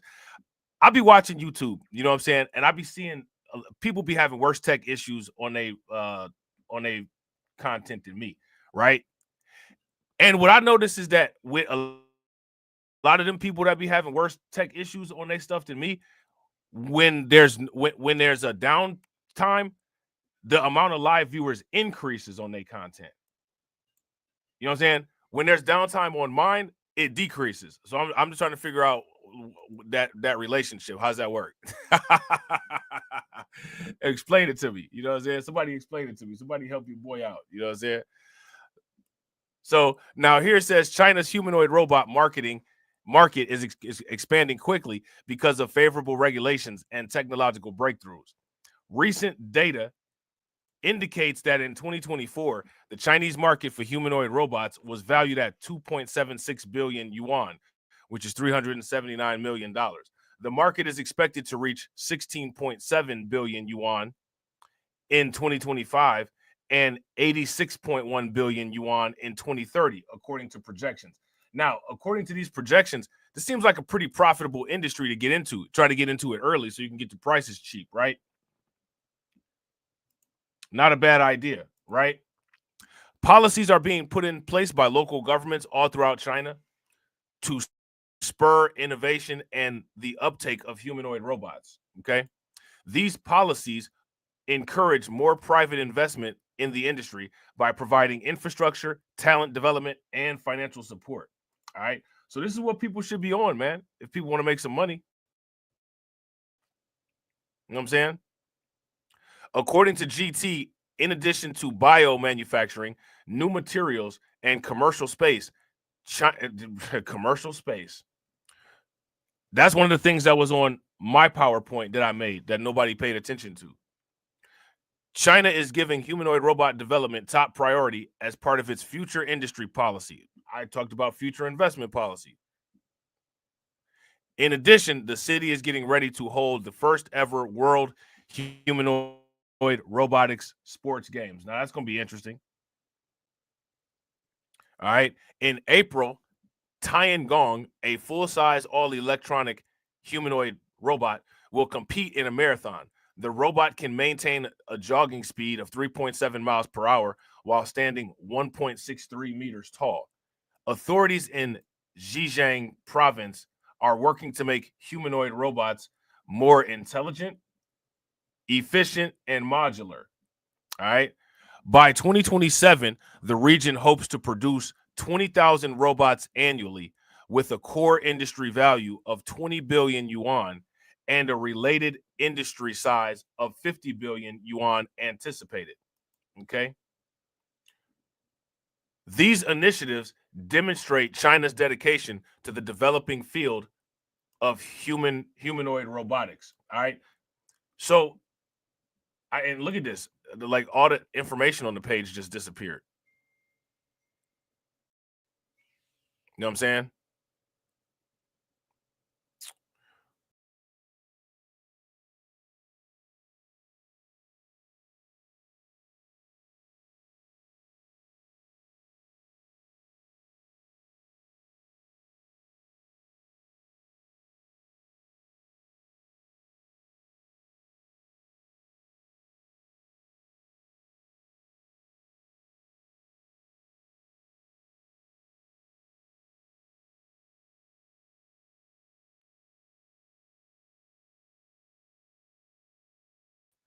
Lloyd Sky 9 said that PC needs a tune-up. Nah, I need a new PC. Is what it is. But I ain't buying no new PC when I could buy Bitcoin.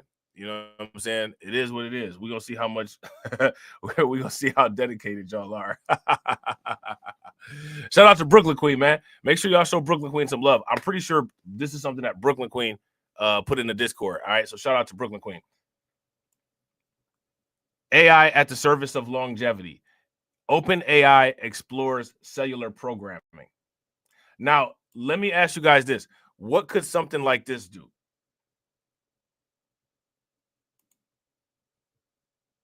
You see this crypto.com ad at the bottom? Crypto.com causing me more problems. What is longevity science? Yeah, shout out to Brooklyn Queen. Make sure y'all show Brooklyn Queen some love. Throw some flames, some radiation emoji, and some ducks in the chat for Brooklyn Queen. All right. Also, if you guys haven't hit the bell, take a moment, hit the bell. Also, please share the stream to your social media. All right. OpenAI is now, how many people follow OpenAI? Are they publicly tradable?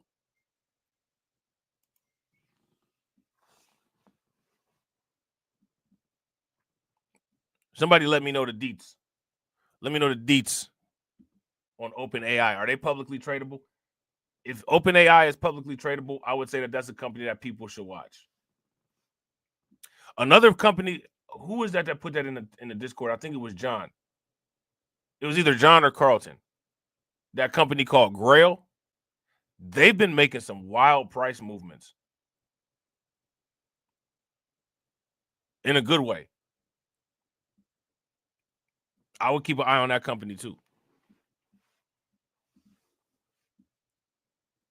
Yeah, shout out to John. John said, this can cure cancer and other diseases and cause cells to last longer life. Yeah, facts.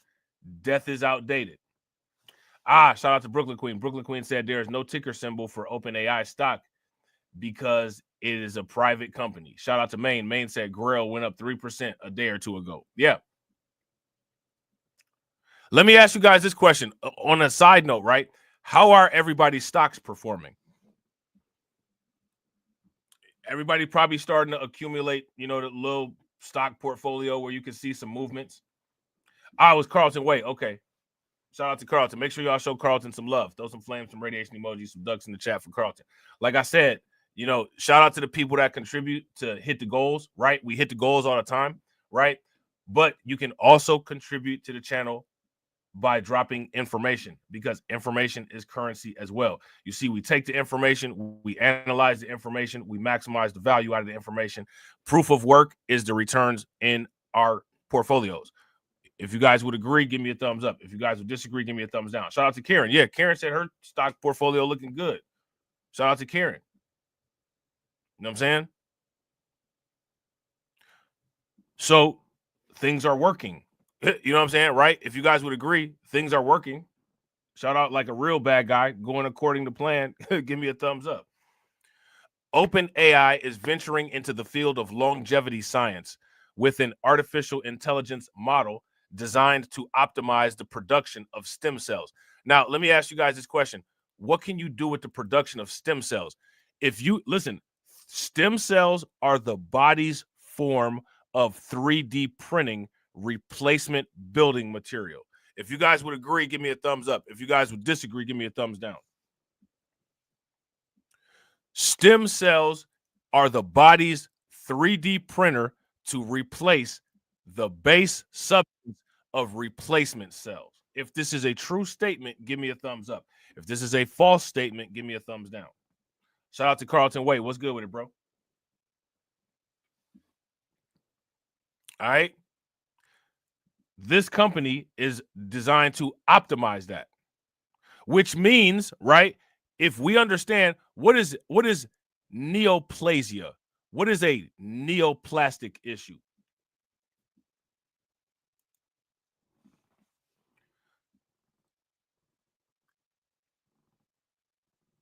Somebody let me know what neoplasia is, or what is a neoplastic issue.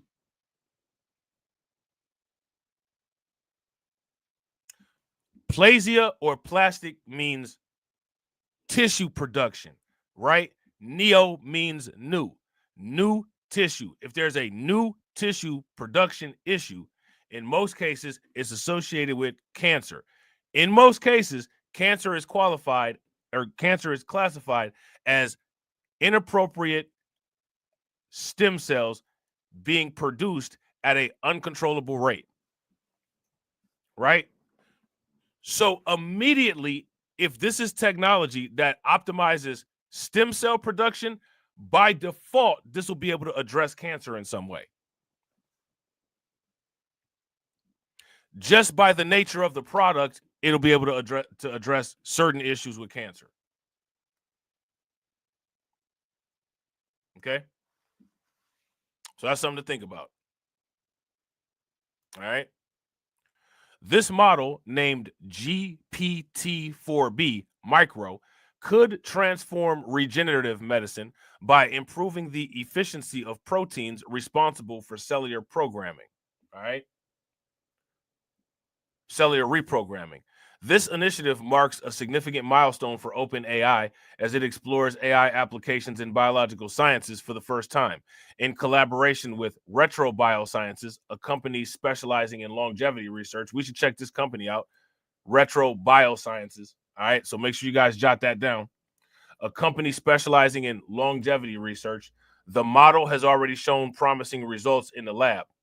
The goal is to accelerate scientific discoveries to push the boundaries of human aging.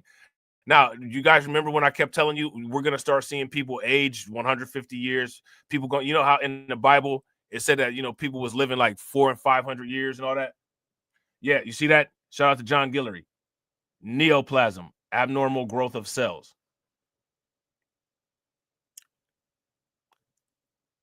Okay. Abnormal growth of cells. So if this address, now what creates the abnormality and the growth in the cells? The instructions, right? And the instructions are the quote unquote cell programming, right? So if this is a cell reprogramming optimizer, this is going to not only reprogram the cells, right? But it's going to optimize how the cells are programmed, which means that it's going to take away any inefficiency, which would be something like a cancer, right? Stem cells, all right, we just talked about this, are capable of transforming into any type of tissue, including cancer. Including cancer. Okay? Now, I want to ask you guys a question, right? This is kind of off the topic. Oh, snap. Shout out to Brooklyn Queen. Barra is up 29%. Hey. That's what's good. Hey, throw them whales in the chat. Throw them whales in the chat. Barra flipping and flopping around like a whale, like a true whale. Carlton, are you a Barra whale? You know what I'm saying? You better be a Barra whale, bro. Where the Barra whales at? If you a Barra whale, throw the whale in the chat. It should be getting a little staking bonus today. You know what I'm saying? Be able to do what you want to do with that staking bonus. I don't know if it's necessarily wise to, you know, restake it at you know, buy, you know, put it back in there while it's high. You might want to, you know, do something with US dollar tether or US dollar coin and buy something that's not doing well today so that you can have it doing well in the future, right? That's probably the best course of action with that, right? So stem cells are capable of transforming into any type of tissue, including cancer. They are at the heart of regenerative medicine. Researchers at Yamanaka factors proteins that enable the reprogramming of adult cells into stem cells. However, this process remains inefficient with less than 1% of treated cells achieving this state. All right. The GPT-4B micromodel has been trained to purpose modifications to these proteins, increasing their efficiency. All right. Now, you know, I would actually, I wouldn't mind living longer. I don't know if I necessarily am interested in quote unquote immortality, but living longer just to see certain things, you know, I wouldn't mind that. I wouldn't even mind life extension. Like if you could put away part of your life right now and then reuse it later. Like if you could pay like, yo, you know what I'm saying? Like I'm, you know, 44 years old right now. There's something that I want to see take place in, you know, 2150. Put me on ice until 2150. You know what I'm saying? Like, I would be down to do that. You know what I'm saying? So now here it says the Chat GPT-4 model, or I'm sorry, I said chat. It's not chat. I'm sorry. The GPT-4 micro model has been trained to purpose modifications to these proteins, increasing their efficiency. According to OpenAI, the model's suggestions have improved 2 of Yamanaka's factors, making them up to 50 times more effective in some preliminary tests. All right. The project emerged from a collaboration between OpenAI and Referral Biosciences, a startup funded with $180 million by Sam Altman, OpenAI's CEO.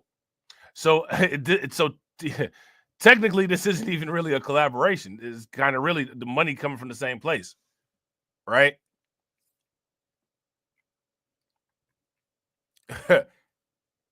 If you guys would agree, you know what I'm saying? Like, technically, this isn't a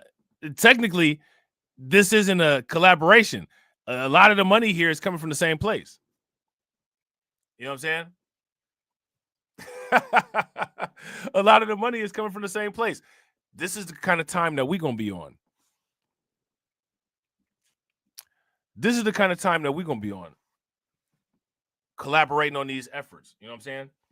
Retro Biosciences aims to extend the human lifespan by 10 years by exploring the mechanisms of aging and developing regenerative therapies. I could tell you how to do that without any of this. You know what I'm saying? However, this alliance raises questions about the potential conflicts of interest given Altman's personal investments.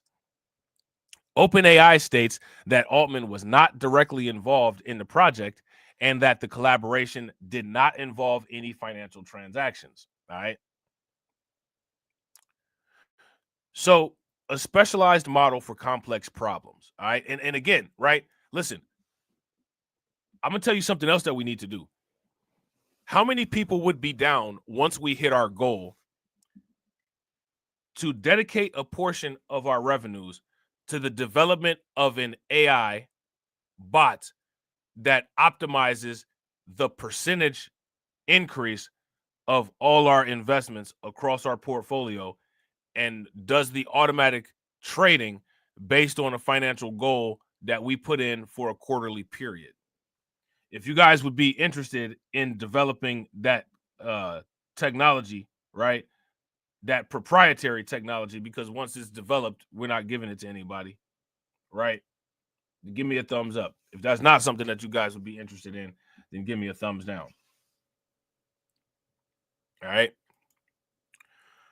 A specialized model for complex problems. Unlike Google's AlphaFold, which predicts protein structures, GPT-4 micro focuses on reconfiguring their sequences to enhance their functions.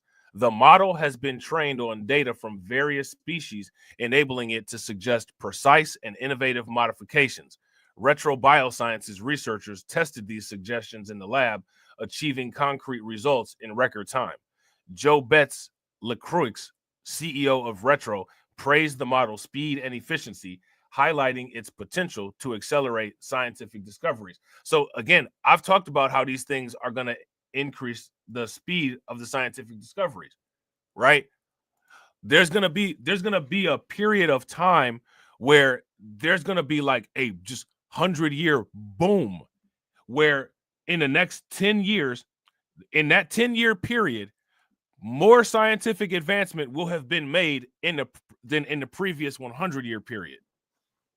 That is the material application of the base 10 expansion that we talk about when it comes to the, cryptocurrencies or investments that we look at that are under $1 or under a penny. You're going to see these logarithmic expansions in technology. It's going to be like, we're going to go from discovering fire to discovering nuclear fusion in 10 years instead of in 1,000 as a result of artificial intelligence. All right. So this is what I'm saying. Like, right now is a very interesting period, because right now kind of puts we're kind of in a limbo of how time is, right? Time has kind of just been going at a peaceful, linear pace. Once all of this stuff gets going and on the ground, people aren't going to be able to keep up with time. Time is going to go so fast, and so much time is going to go past, people aren't going to realize it. You know what I'm saying? People aren't going to realize it. So now here it says, although the results are encouraging, they still need to be validated through scientific publications. All right. The model is not publicly available at this time, and OpenAI has yet to decide whether it will be integrated into its existing products or developed separately. This breakthrough, nevertheless, opens new perspectives for longevity and research, and regenerative medicine. It also illustrates the growing role of AI in solving complex scientific problems. Now, what does this mean? What does this statement mean to everybody? Because this is an important statement. Shout out to everybody watching. I appreciate you guys. If you all haven't smashed the like button yet, please do me a favor. Take a moment, smash that like button. Also, if you guys haven't hit the bell, please take a moment, hit that bell, and also please share the stream to your social media. All right? This is a very important statement, and it should be a very important statement that gets investors' ears perked up. It should be. Growing role of AI in solving complex scientific problems. If there's a growing role for AI, then that means that there's a need or a desire for AI. Need or desire translates to demand. When it comes to pricing, what does demand translate to?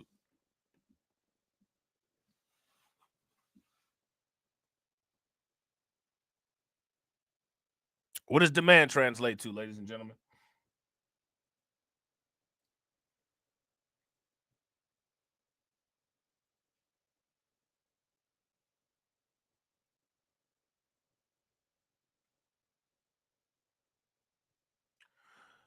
Does demand translate into higher prices, higher value?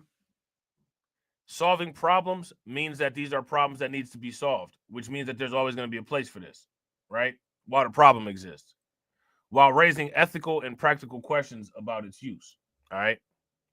Going further, what is cellular reprogramming? All right. So I'm going to ask you guys this question. What is cellular reprogramming? We talked about this. What is it? Somebody let me know in the comment section. Cellular reprogramming. Do people need to reprogram their cells? If you ask me, there's many people that need to reprogram their brain cells.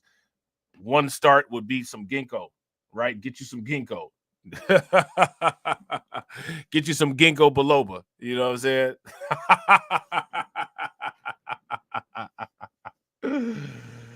Oh, man. Listen, I'm going to tell you guys something, right? Here's an easy fix to any problem that you might have. The best way to fix any issue that you have with your body is to increase oxygenated blood flow to the area. That's the first line step of fixing any issue that you got. So whatever you can do in a way to increase oxygenated blood flow, that's blood that comes from your arteries, right, to that body part without harming the rest of your body, that's the first step to fixing any issue that you might have. Shout out to Bronze God. My man Bron said some people need a whole brain some people need a whole brain transplant. Bro, that's facts. You ain't never lied, bro. If y'all agree with Bronze, give me a thumbs up. If y'all disagree, give me a thumbs down. Yo, that's facts. You know what I'm saying? That's big facts. You know what I'm saying? Hey, it wouldn't hurt. It wouldn't hurt. And eat foods that facilitate good circulation. You need good circulation. Move. I did not say this. How many times did I say this in the stream yesterday? Do something, right?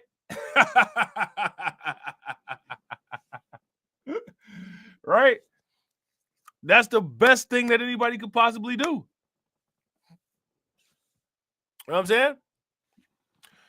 So, cellular reprogramming is a scientific process that transforms specialized adult cells into pluripotent stem cells. All right. These stem cells have the ability to differentiate into any type of tissue, offering immense potential for regenerative medicine. All right. Now, you know, I think it's fascinating, you know what I'm saying, and brilliant technology that the body can do this on its own, right? This technique relies on the use of specific factors such as Yamanaka factors, which activate genes capable of quote unquote resetting cells. Discovered by Shinya Yamanaka, this method earned its creator the Nobel Prize in Medicine in 2012. All right, now how many people heard about that? However, cellular reprogramming remains a technical challenge. All right. The process is slow, inefficient, and only works on a small portion of cells. Additionally, it can lead to genetic abnormalities, limiting its clinical use. Now, this leading to genetic abnormalities with the cellular reprogramming, this is where you get into the basis of movies like iRobot. This is where you get into the basis of TV series like Z Nation or, Zombie Apocalypse, Walking Dead and stuff like that, right? When it comes to the scientific element of zombies, right? Because there's two types of zombie lore, right? There's a scientific zombie lore where, a lot of something happens as a result of some type of genetic manipulation. And then there's the mythical zombie lore where, it's the result of, some like voodoo or something like that, or reanimation or something like that, right? Which is interesting because, like I've always said, anytime it comes down to it, you'll always see a mirror of a phenomenon that takes place, and the phenomenon has a mythological explanation, and then it'll have a scientific explanation. But remember, science and religion can't exist at the same time, right? If you ask me, religion is an archaic misinterpretation of how science used to be conducted, thousands of years ago or whatever, right? It's the same thing as the vampires.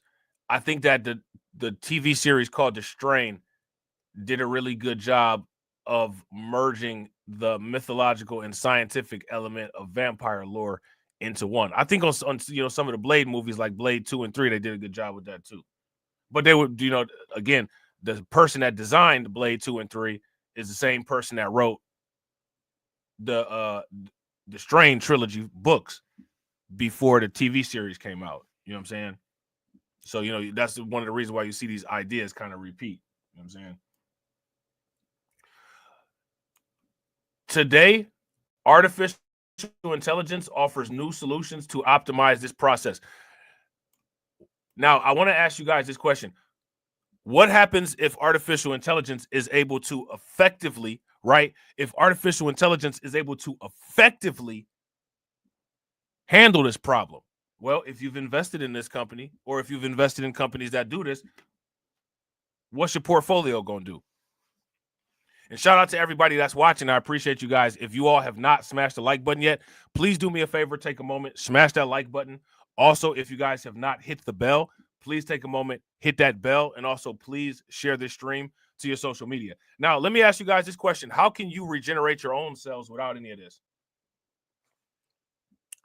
What do people do that damages their cells? Free radical damage. What is free radical damage? Exposure to carcinogens, right? People smoke. How do you regenerate your own cells if you don't have access to this type of technology? Because remember, all this tech, look, so, everything can be looked at like cryptocurrency, right? So this would be a layer 2 biological technology, right? This is a layer 2 biological technology. Why is this a layer 2 biological technology? Because this technology builds on existing processes in your body. This isn't original technology. This is technology built on existing technologies. So your body is like the Ethereum blockchain, right? And then this kind of technology here would be like base. It's built onto the technology. It's a layer 2 biological technology. You know what I'm saying? If you guys would agree, give me a thumbs up. If you guys would disagree, give me a thumbs down. By analyzing complex biological data, AI can suggest precise modifications to improve the efficiency of reprogramming factors, paving the way for new medical applications. And again, that's if you can trust the AI. How are people going to test the integrity of AI, whether the AI has malicious intent or not, once it starts to become more complex and conscious? That's my question. I think there should be some type of test to see, is this thing going to provide safe answers, or is it going to provide answers that could possibly be harmful in some way? You know what I'm saying? I think that that's a valid concern. How many people think that that's a valid concern? I think that's a very valid concern. You know what I'm saying? Stem cells are capable of transforming into any type of tissue, making them a powerful tool for regenerative medicine. They play a key role in repairing damaged tissues and maintaining bodily functions, which can directly influence human longevity. I would also say, I would assume that you could create you could create a stash of replacement organs. You know what I'm saying? You could do that. You could make a stash of vital organs. So if those organs start to fail, you could extend your life out by having those organs on deck, right? It's a lot of stuff you could do with this.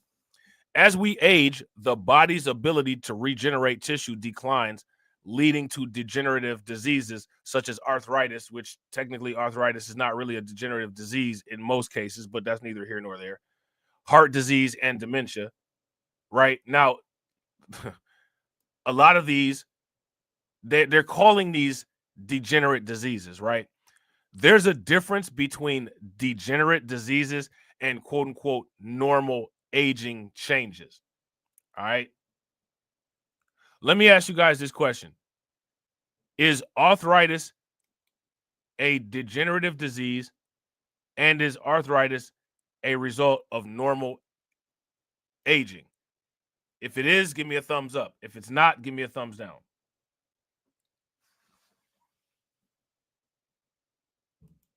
All right.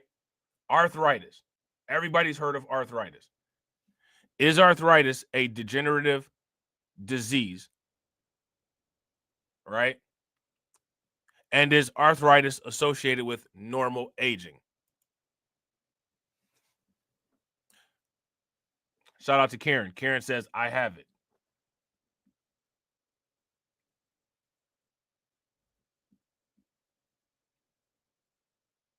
Somebody let me know.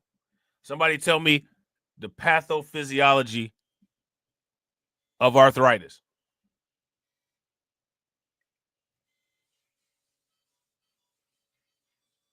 You guys hear my Double Dragon ringtone in the background?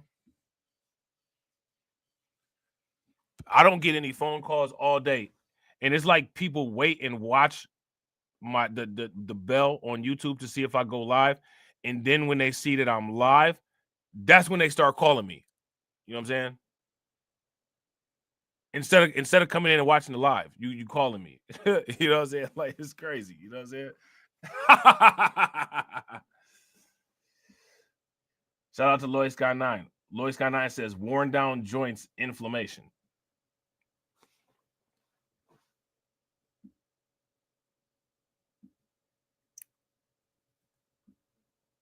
Shout out to Karen. I think you're right.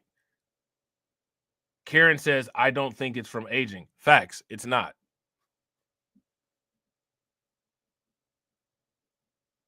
It's not.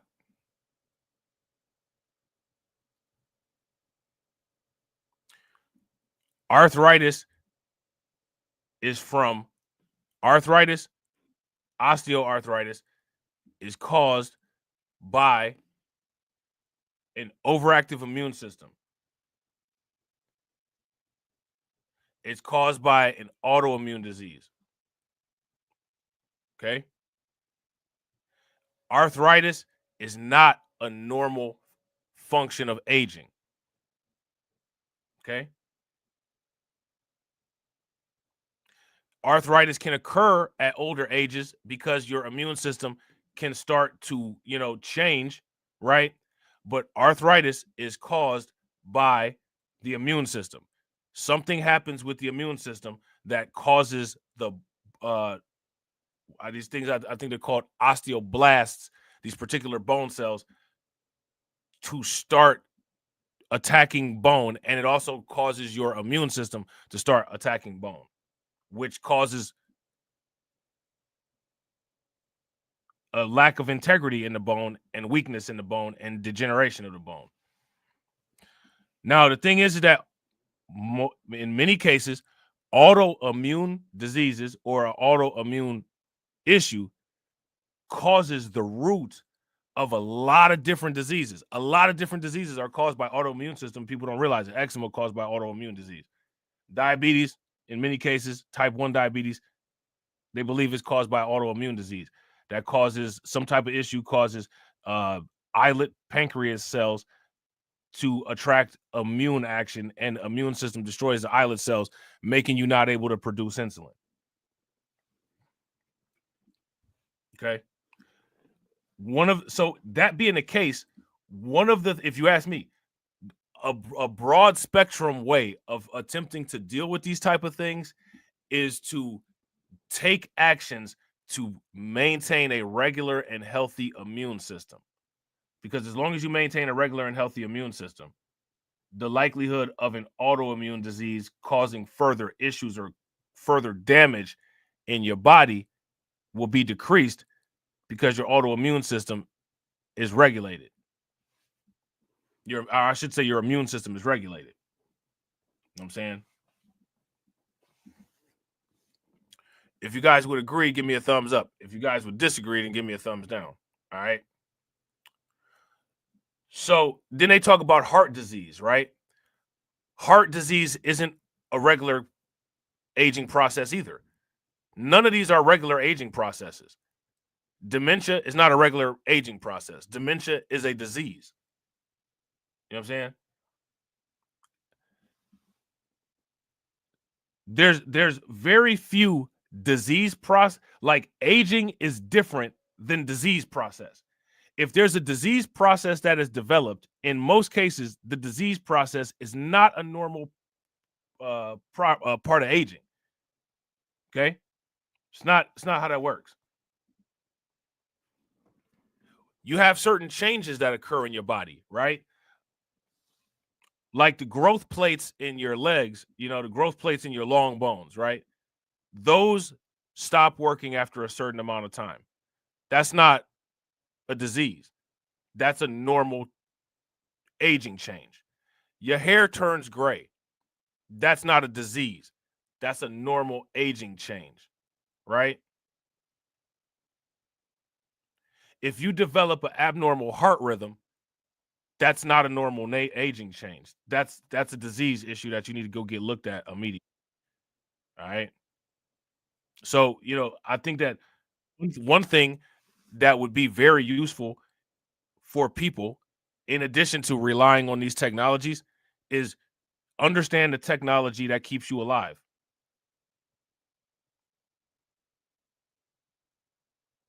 Understand the technology that keeps you alive. And if you understand the technology that keeps you alive, do actions that facilitate improvement in that technology that keeps you alive so you could maximize your time, because that's an investment, right? Time is a finite resource. How can you maximize your time? You can never get more time, but you can get less time. But if you maximize your time, then the idea is that you can get the max of what's allotted to you. Because most people are not going to get the max of what's allotted to them, because most people don't even know what the max of what's allotted to them is. But you can try to get the max of what's allotted to you by optimizing your knowledge and application of the technology that facilitates life. But most people don't look at it like that. You know what I'm saying? The healthcare system don't even look at it like that. You know what I'm saying? So, So now here it says stem cells, thanks to their differentiation potential, can replace aging or damaged cells, thereby slowing the effects of aging. So, this is something that you can do on your own too without all this technology. You know what I'm saying? Stem cells act in two main ways. First, they can differentiate into specialized cells, such as neurons, muscle cells, or blood cells, to replace those that are failing. All right. Second, they secrete growth factors and anti-inflammatory molecules that stimulate the repair of surrounding tissues. Now, let's stop and talk about that. Do you guys remember how I was saying people can have these hormone-secreting tumors? You guys remember when I said that?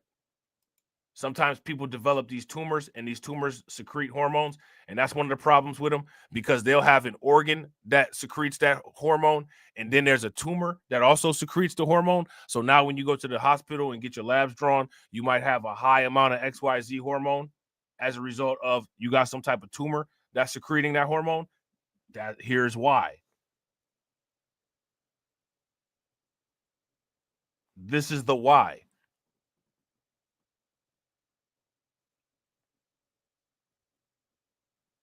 All right.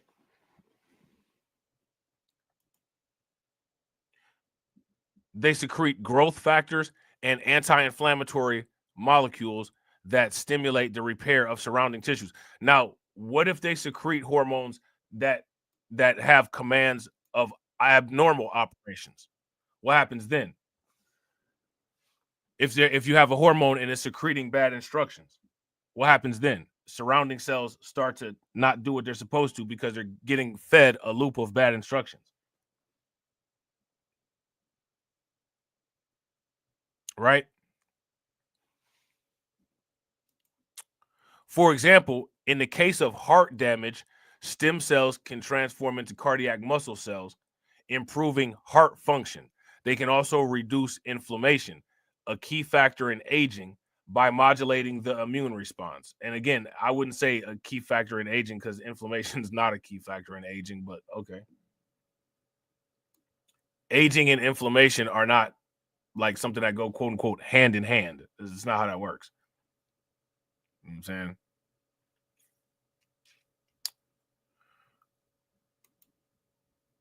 So real quick, shout out to everybody watching. I appreciate you guys.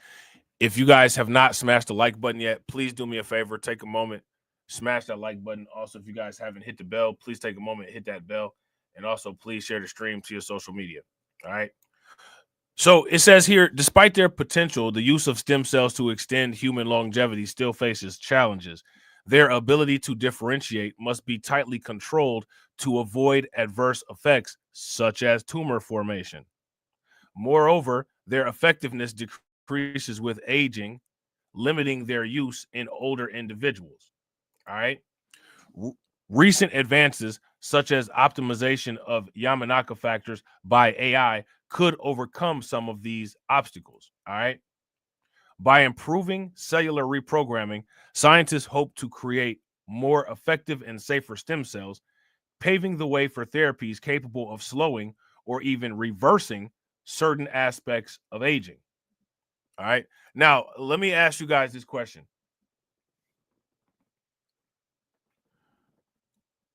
Out of all of these things that you've heard so far, what would be the ideal part of aging that you would reverse? If you had the ability to reverse aging, if you had your choice of being able to change something, what would you change?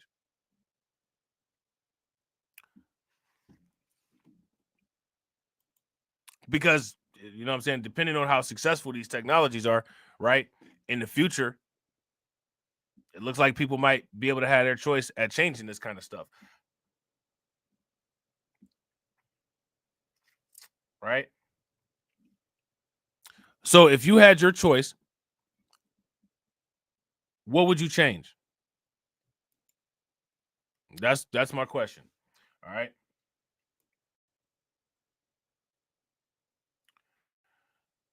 So I think that this is fascinating. And I think that this type of company here could create lots of lucrative return. Lots of lucrative returns.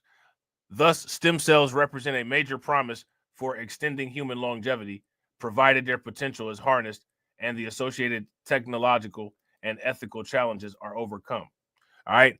Now, here's a question that I have about this.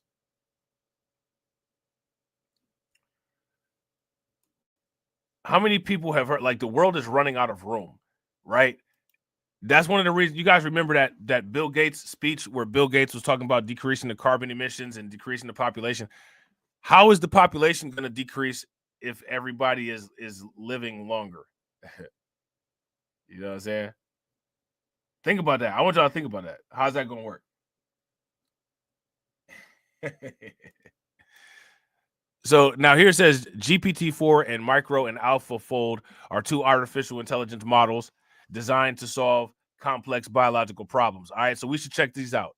GPT-4B and AlphaFold. All right, these are two artificial intelligence models designed to solve complex biological problems, but they operate in very different ways.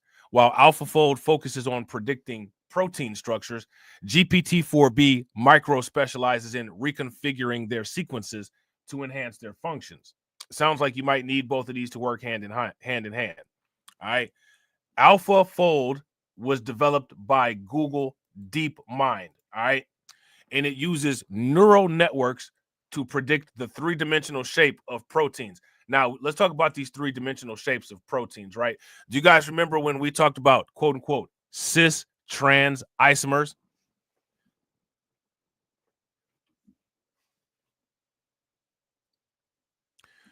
If you guys remember us talking about cis-trans isomers, give me a thumbs up. If you don't remember us talking about cis-trans isomers, give me a thumbs down. Now, you know how they say cis and trans people?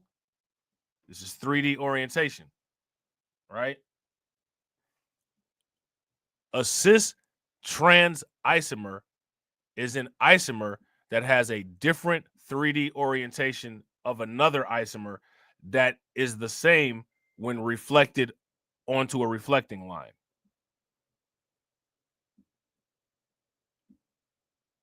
That's the definition of cis versus trans.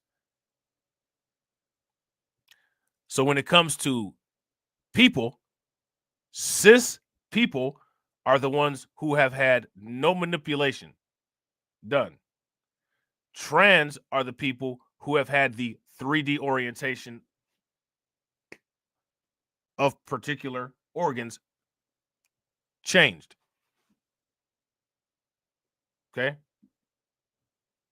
So the 3D orientation can affect the function of particular proteins. All right?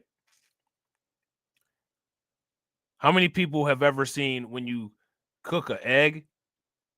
This is like the most basic example of this. The egg turns white.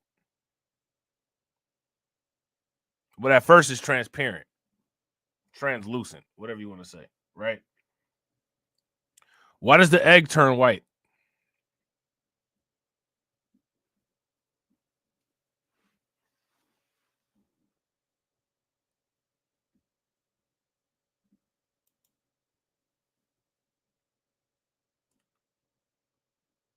Why does the egg turn white?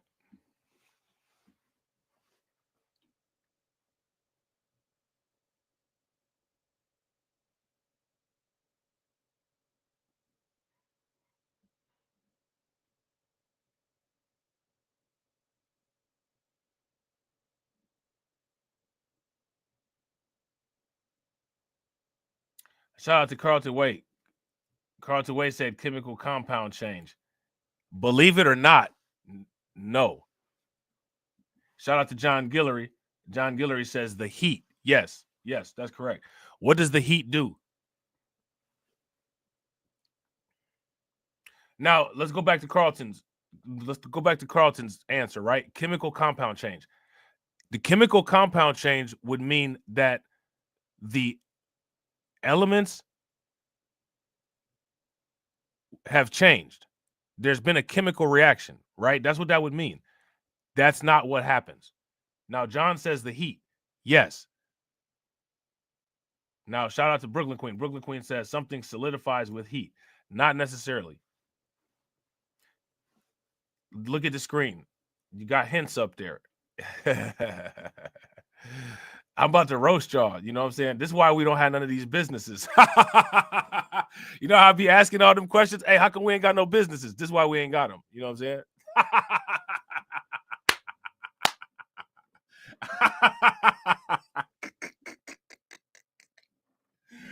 Oh, man. I got a hint up there. Highlight it. You know what I'm saying?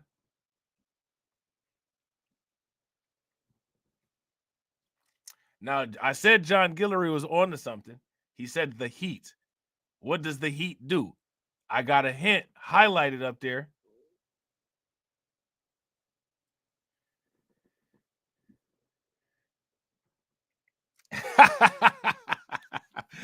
Carlton, hit the button. You know what I'm saying? Bail us out. Hit the button.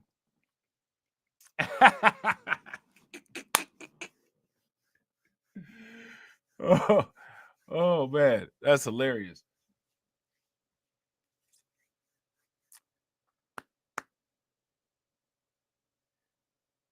Oh, we about to sit here. We about to sit here like the computer broke for real, for real. Shout out to John Davis. What's good? Ah, yeah. So, okay. Shout out to Brooklyn Queen. Brooklyn Queen said the three-dimensional shape. Yeah. Lloyd Sky 9 says the heat changes the egg white structure. All right, put it all together. The heat changes the three-dimensional structure of certain proteins in the egg, right? Which protein would that be? It's a protein called albumin that is heat sensitive, all right? When a three-dimensional shape of a protein is changed, that's called denaturing of the protein. Okay? So you see these different things happen all the time. Okay? These things happen all the time.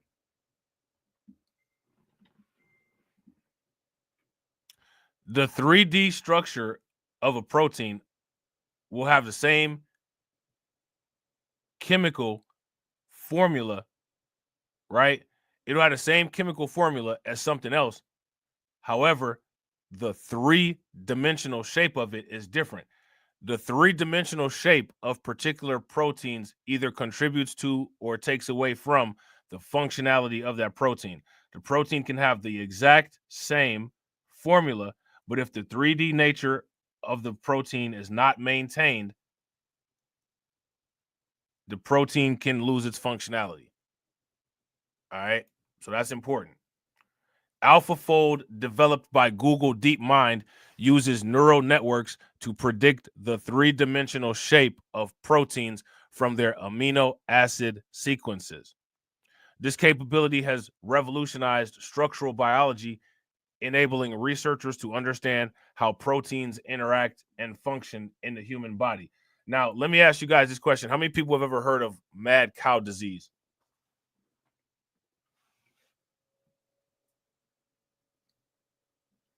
Shout out to AB. AB said Rob called us simple Simons. This is why we doing the investing and not the developing, right?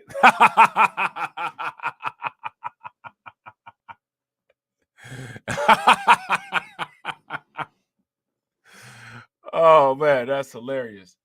You know what I'm saying? So yeah, let me see. Hold on. I think we. Okay, yeah.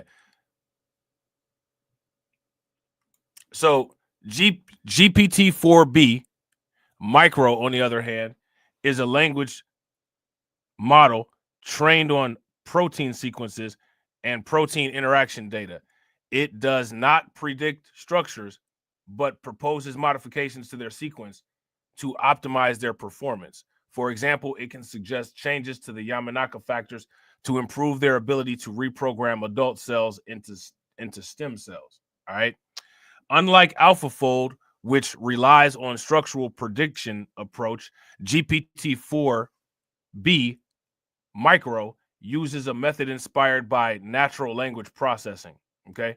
It analyzes protein sequences as sentences and proposes rewrites to improve their function. All right. This approach is particularly suited to proteins like the Yamanaka factors, whose structure is flexible and difficult to model. All right. So let me ask you guys this question, right? So how many people think that this is interesting? If you guys think that this is interesting, give me a thumbs up. If you guys don't, then give me a thumbs down. The reason why I'm asking is because if you guys want, you know, we could talk more about this kind of stuff. Now, you know, the majority of people, they're not, you know what I'm saying? It's just gonna be us in here, but you know what I'm saying? We it'll definitely benefit us, right? So yeah, man, I think that this is a very interesting technology, and companies that are developing on this technology definitely very lucrative. Definitely very lucrative. Let me see. So we actually did this article. I don't know why I didn't X that out. Hold on. That should give me some more space there. All right, yeah. So let me ask y'all this. How many people have heard about AI DFAI? Yeah, we'll be able to. Yeah, shout out to Brooklyn Queen. That's what I'm talking about. And we'll be able to afford it.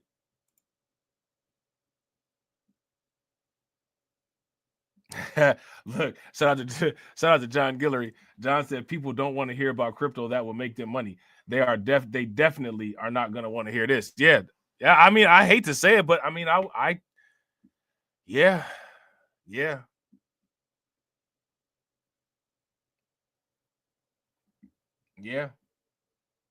know,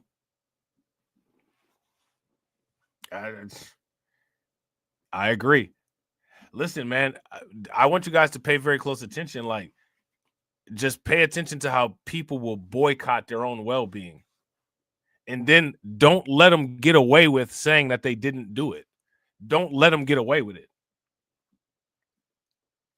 You know what I'm saying?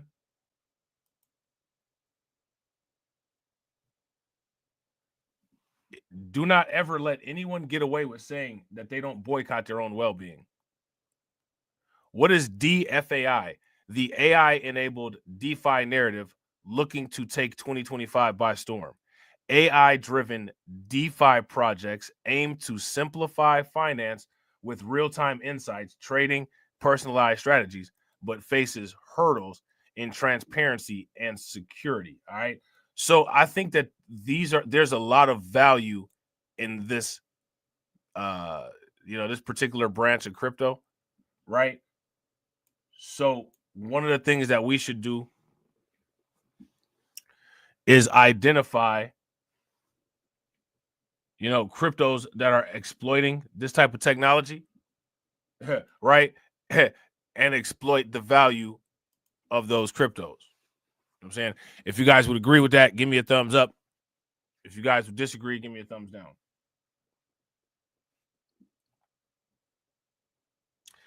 Shout out to Karen. We appreciate you, Karen. That's facts. Not only can this type of information save your life, it can make your life significantly easier. Significantly easier. Imagine being able to afford anything you want. How much easier would that make your life?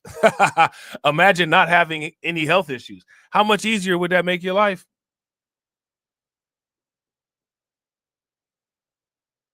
You know what I'm saying?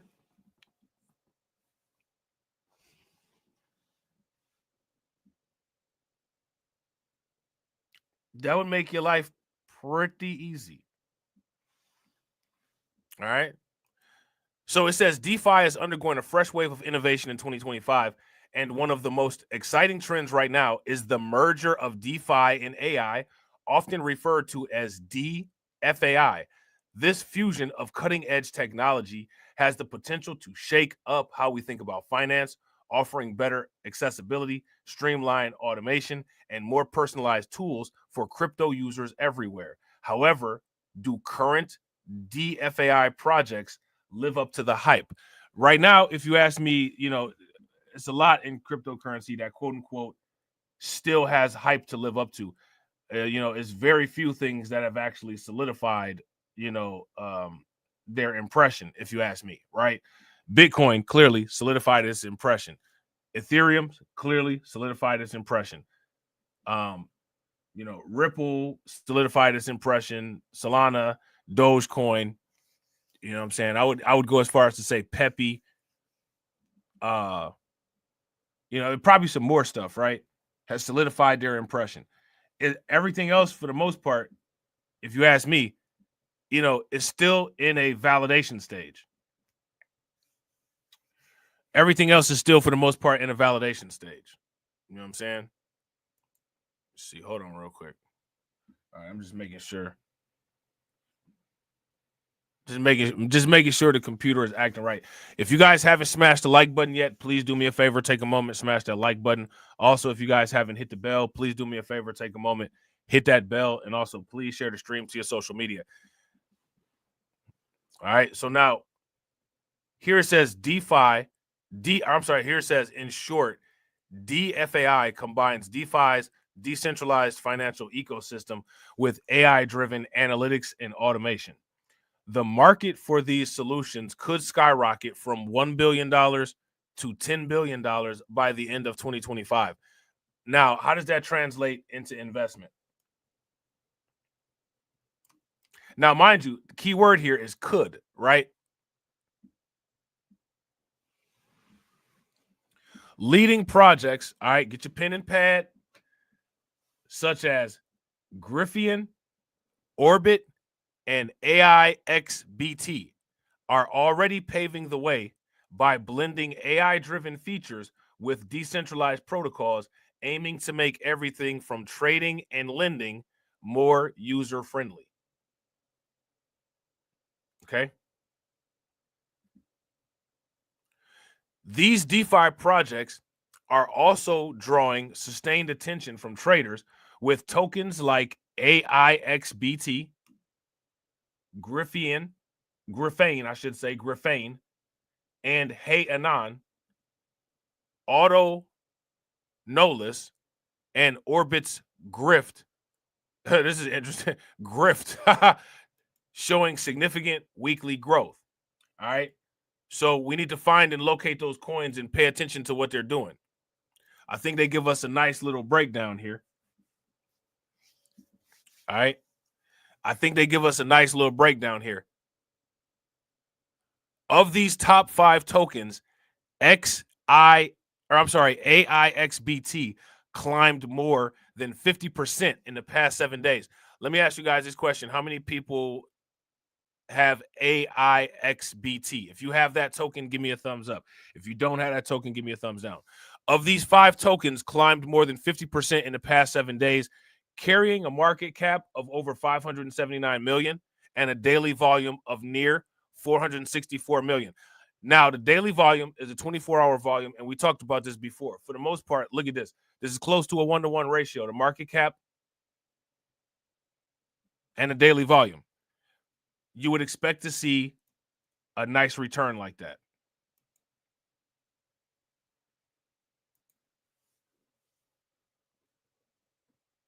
All right. You would expect to see a nice return like that.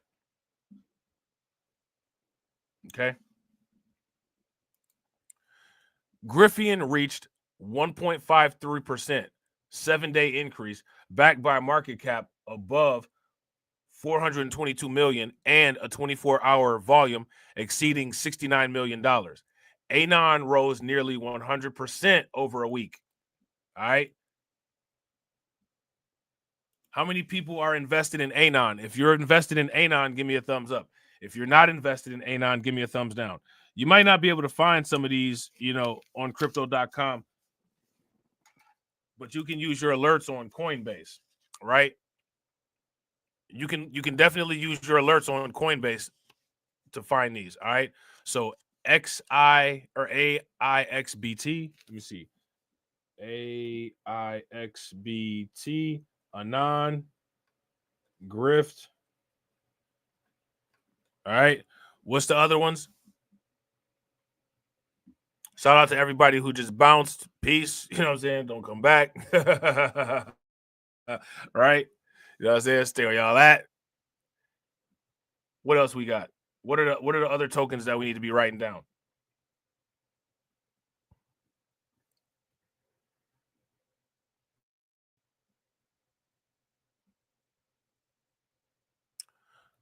There was, let's see, hold on real quick.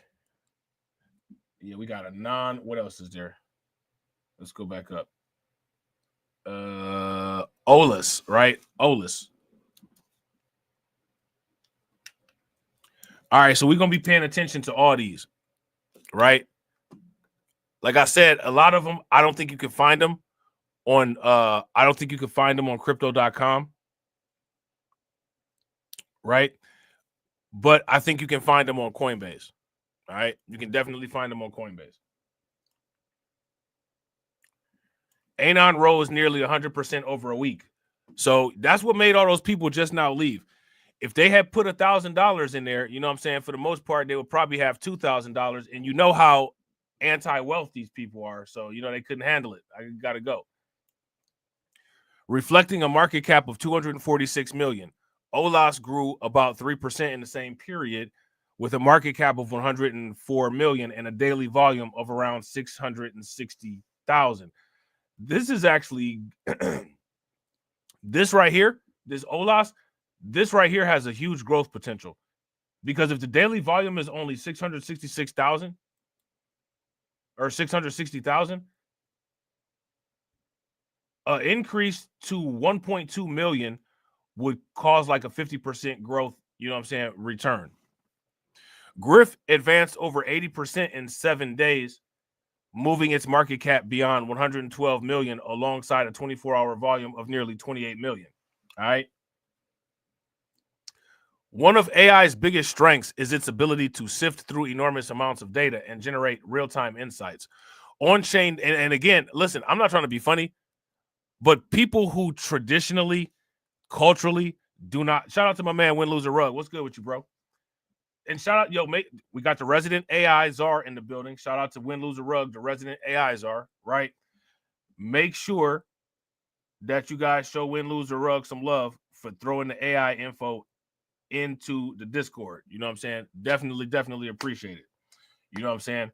Now, to people that don't like information, people that don't like to learn, people that think it's just too much of a task to actually sit through something, these are the people who should actually be looking at AI to buy this, to do the thinking for them. Go get you some AI. You know what I'm saying? If you're not smart, get you some AI. You know what I'm saying? Use AI to augment your intelligence. But you know what I'm saying? A lot of people, you know what I'm saying? They don't even have it to do that. You know what I'm saying? They don't even have it to do that. Now, let me ask you this. A lot of people say, I don't like artificial intelligence. Artificial intelligence is the devil. That ain't for me. Listen, what's worse for society? Dumb people, or dumb people augmented at least to some normal level of intelligence with artificial intelligence? Me personally, I would say the augmented person with our artificial intelligence to help them with their deficiency. I would say that's better. You know what I'm saying? Than just having feral dumbasses running around like we do now. You know what I'm saying? If you guys would agree, give me a thumbs up. If you guys would disagree, then give me a thumbs down. All right. One of AI's biggest strengths is its ability to sift through enormous amounts of data. All right. And generate real-time insights. On-chain data, activity happening directly on the blockchain, and off-chain data can be combined to help users make faster, more accurate decisions. For example, Griffane uses natural language processing to let users interact with DeFi through simple human-like commands. This means you don't need a computer science degree to navigate DeFi. All right. A recent Binance research report highlights that these AI enhancements can lead to smarter governance, better market analytics, and personalized finance strategies. We're going to take a look at this Binance research report at some point.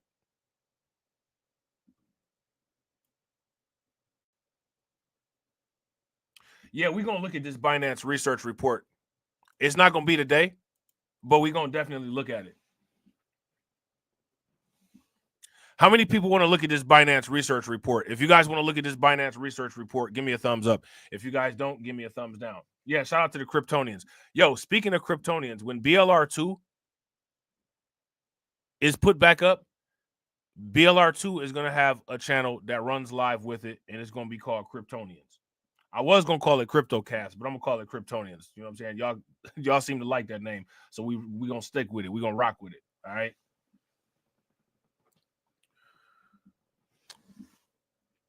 So, yeah, we're going to take a look at this report. All right. We ain't going to look at it today, but, you know, we're going to look at it at some point in the future. As long as my computer don't, you know what I'm saying, force restart. Right? As long as the computer don't force restart. Because I don't think that it would be a bad idea for us to capitalize on some of these AI agents and get them, like, shout out to Win, Lose, or Rug, right? Get them working for us and have them maximize the value of our portfolio. And you know, they could supplement and even augment the research and stuff that we're doing. I'm gonna actually upgrade once I get a little bit more money, once I ain't gotta buy no more Bitcoin and all that. You know what I'm saying? Once I get some more money, I'm gonna upgrade the Discord and put some AI in there. All right, because you can actually do that. I already got AI in there, but I'm gonna put stronger AI in there. That it'll go and get information for us. You know what I'm saying? And it'll do all kind of stuff. It'll be real good. You know what I'm saying? For example, Griffane uses natural language processing to let users interact with DeFi through simple human-like commands. This means you don't need a computer science degree to navigate DeFi. A recent Binance research report highlights that these AI enhancements can lead to smarter governance, better market analytics, and personalized financial strategies. By automating portfolios and customizing risk assessments across multiple chains, DeFi DFAI could open up DeFi tools to an even broader audience, reducing some of the complexity that traditionally held newcomers back. All right. Despite all the promises, introducing AI into DeFi isn't without hurdles. Transparency is a big concern. How do we know the algorithms making trading or lending decisions are trustworthy? Well, that's part of the risk, right? We don't. And this is what I said about this. This is what I said about the AI with the biological solutions. You know what I'm saying? We have to test these things. We have, just because we have artificial intelligence and stuff like that, you know what I'm saying? That doesn't necessarily mean that you just give up all of your human autonomy and just trust everything. That's the reason why you have allegedly, right? It's the reason why you have a brain. You know? So shout out to Win Loser Rug.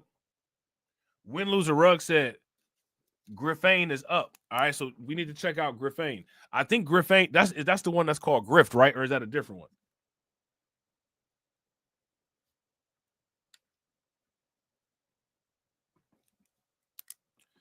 Griffane is built on the Solana blockchain. Oh, and see, that's what we was talking about earlier with the Solana DeFi stuff. Yo, shout out to my man RT the Brand. What's good with you, bro? Shout out to my man Al McCowan, man, for re-upping on his membership. Yo, I appreciate it, bro. Make sure y'all throw some flames, some radiation emoji, and some ducks in the chat for my man Al McCowan for re-upping the membership, funding the organization. Definitely appreciate you, bro. And we over goal, so it's double drops. If the drops will play.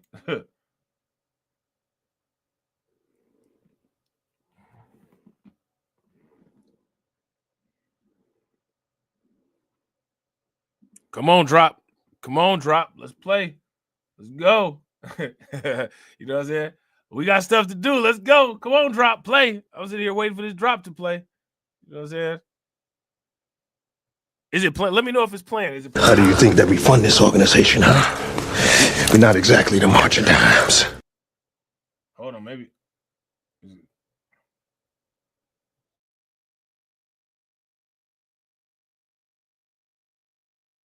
Good Lord.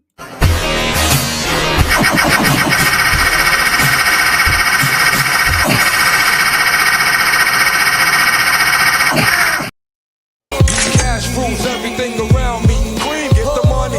Dollar bill, yo.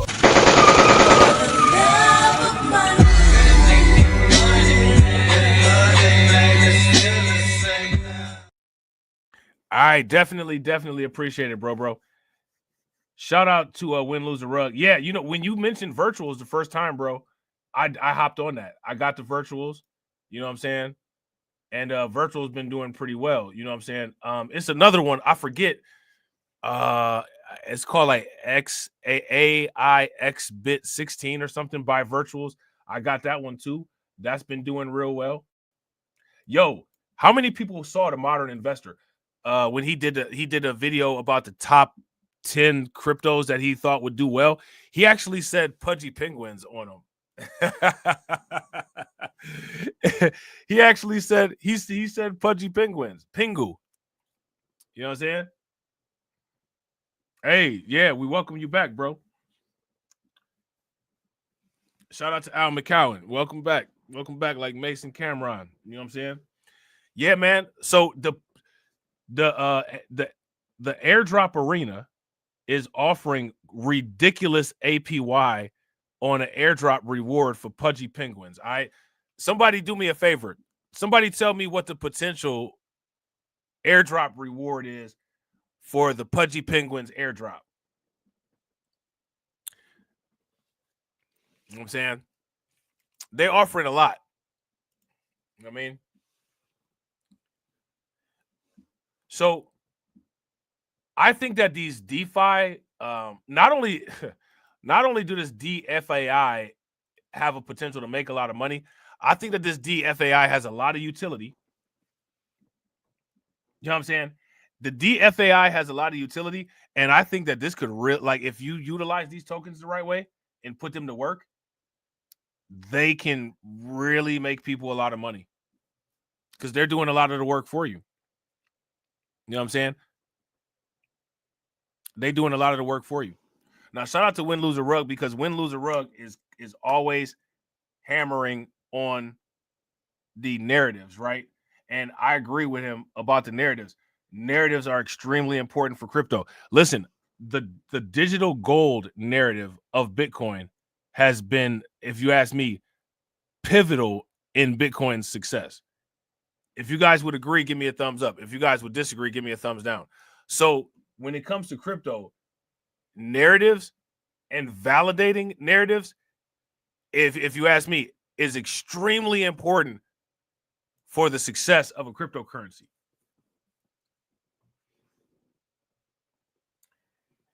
Windows the Rug said, bro, people still trying to figure out how to pronounce. Is that what it is? Def AI? I said, what is DF, decentralized finance, artificial intelligence. That's what I'm finna start calling it because I don't know what it is. Is Def AI? I don't know. I'm gonna just say DFAI. You know what I'm saying? Look, hey, you know we pronounce everything wrong anyway, so it is what it is, right? It is what it is. We just gonna keep it a buck, and we just gonna say it wrong. You know what I'm saying? We're gonna keep it $1,000,000 and just say it wrong anyway. You know what I'm saying? So the crypto plus AI narrative grows, and this is what I'm talking about in the title of the video. The AI crypto bridge to future industry will make trillionaires. Is that a true statement? If that's a true statement, give me a thumbs up. If it's a false statement, give me a thumbs down. You know what I'm saying? The blockchain and AI narrative is arguably even more prominent elsewhere in crypto amid infrastructure projects, creating the tools that will be increasingly important as AI agents improve. All right. While not exclusively centered on DFAI,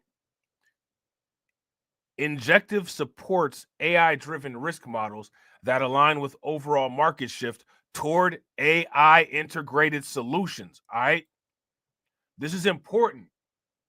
You know what I'm saying? Because this could create the need, for sudden shifts or for sudden changes, right, in your investment strategy. You will always want to be open to new opportunities. You never want to just count something out just because. If you guys would agree, give me a thumbs up. If you guys would disagree, give me a thumbs down. Ocean Protocol, part of the ASI ecosystem of tokens, focuses on decentralized data sharing and AI model training, bridging the gap, all right? Bridging the gap between data availability and actionable insights, all right? Products including AI16Z, shout out to Win Loser Rug, Virtuals, Bittensoar, and Sahara AI are building code bases and infrastructure designed to streamline operations for AI-enhanced protocols. They focus on tasks like automated rebalancing, which Crypto.com, their automated rebalancing is horrible right now. You know what I'm saying? And on-chain data analysis. Developers emphasize the importance of security and transparent governance to maintain user trust, mainly when smart contracts handle fund allocations based on algorithmic outputs. All right. These projects can show how DeFi can expand beyond trading through other integrations of AI and blockchain into risk modeling and data analysis and beyond, helping more people tap into the decentralized economy. So again, when it comes to the decentralized, you know what I'm saying? This is something that's going to be huge. Do not miss out on these DeFi projects. You know what I'm saying? Don't miss out on this stuff. This is where a lot of these tokens are very, very low price right now. You know what I'm saying? If you ask me, these will be the tokens that make millionaires and billionaires when altcoin season officially arrives. So don't miss out on this stuff, man. These things are all fairly cheap right now. You know what I'm saying? Fairly cheap. Listen, after we hit our major end of the year goal, ain't gonna be none of these little, I'm doing the the goals with the teal super chats and all that, the goals with the yellow super chats, the goals with the with the orange super chats. After we hit that goal after 2026, nah. After 2026, them goals is all red and magenta. On a good day, them goals gonna be magenta. But on the regular days, them goals finna be, you know what I'm saying? We need like 10 red super chats. You know what I'm saying? That's gonna be the goals on the regular day after 2026. You know what I'm saying? And then, it's going to be for cosmetic purposes, right? Because we ain't going to need the money. We just going to be throwing it around like it's nothing. You know what I'm saying? And then people going to come in like, yo, man, what's up with them, man? They got all them the whole screen filled up with red super chats. This ain't nothing, man. It's just a God candle day. That's it. You know what I'm saying? It ain't nothing but a God candle day. What you know about that? You know what I'm saying? It's just another day on the God candle, right? It is what it is. It ain't nothing but a God candle. That's it. You know what I'm saying? Don't trip. We're just doing what we do in here. Keep on not watching like how y'all was not watching before. Now you watching the money. See, that's what they gonna do, bro. That's what they gonna do. They gonna come in and watch the money. Look at all them red super chats, all them red and magenta super chats. This is the only chat on YouTube where all of the we're gonna change the mod rules after 2026. All right. After 2026, moderation rules are changed. If you want to super chat on this channel, if you don't super chat, magenta or red, you're placed in timeout. Get your money up. Because you had a whole opportunity to get your money up. Now that your money down, we're not going to let you take down the value of the channel by super chatting like your value is down. Taking down our property value. Now we're going up. You know what I'm saying? So yeah. So shout out to the mods, right? Shout out to the TCU, right? Shout out to the TCU. New TCU rules going forward 2026. If you super chat less than what the daily goal is, you're done. You're timed out to the next stream. And we'll take your money anyway, right? We'll take your little peanuts and you timed out until you get your money right. You know what I'm saying? Yo, if y'all with that, give me a thumbs up. If y'all not with that, give me a thumbs down. That might be too much. I don't think it's too much. I think it's nice to still be able to chat another day. You know what I'm saying? So now here it says, are AI agents currently meme coins in disguise? All right. I think that's a decent question. DFAI is still in its early days, focusing much on momentum trading akin to meme coins, leaving plenty of room for rapid evolution. Many AI agent tokens posturing to be considered as part of the DFAI revolutions merely use the AI moniker as a form of marketing for what is essentially a meme coin with no actual utility. All right, so you got to pay attention to this. All right. However, as AI agents improve, all right, the narrative should move from AI agents simply posting on Twitter with a token that adds little value to agents with genuine utility. Eventually, they will become even more sophisticated, handling increasingly complex multi-step financial strategies. This could transform everything from decentralized exchanges to lending platforms, making asset management faster, more precise, and potentially more profitable. That could put places like BlackRock out of business. Right? So look at the bottom here where it says these things are mentioned in the article. Ocean Protocol,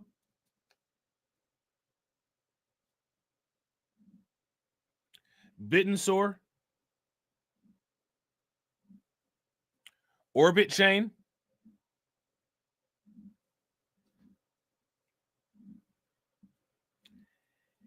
AI16Z, and AIXBT by Virtuals. All right, shout out to Win Lose a Rug. I got that one. All right. It says DFAI represents a turning point in the crypto industry, combining the decentralized ethos of DeFi with the computational intelligence of AI. And remember, we've talked about computational theory in the past, right? Yes, there are still challenges to tackle, namely model capability, transparency, security, and regulation.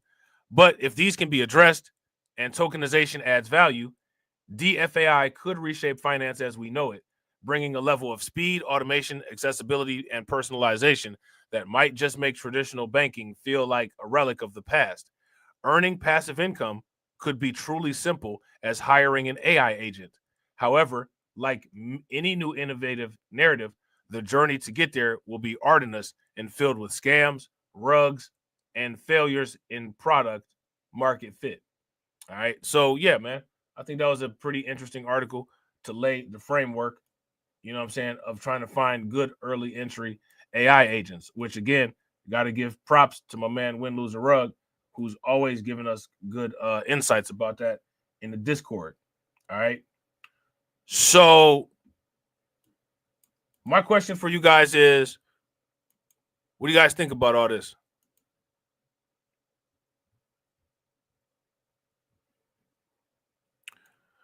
Where's everybody at on all of this? Where's your thoughts? Let me know what you guys think. All right. If you're not part of the Discord, take a moment, join the Discord. All right. The link should be in the chat. This was a call-in show. You know what I'm saying? Nobody called in. Lines closed now. You know what I'm saying? But we will do another one. All right. I'm going to try to do a stream on Undocumented a little bit later, maybe like in about 5 hours. So if you're not subscribed to Undocumented, if the mods could put the link in the chat for Undocumented, people could go over there and subscribe to that channel. You know what I'm saying? We're going to do a live over there. You know what I'm saying? Talk about some stuff. Shout out to my man, AB Promotions. All right. Make sure you guys show AB Promotions some love. All right. Make sure y'all show the stream sponsors some love. Definitely appreciate you, bro. I don't know what's going on. I do. My computer sucks. It's not responding. You know what I'm saying? There we go. Shout out to AB. All right. Shout out to my man, Lloyd Sky 9. All right. I appreciate it, bro. Shout out to Brooklyn Queen. All right. Make sure y'all show Brooklyn Queen some love. Shout out to AB Promotions. Got to hit AB Promotions with the again. Again! All right.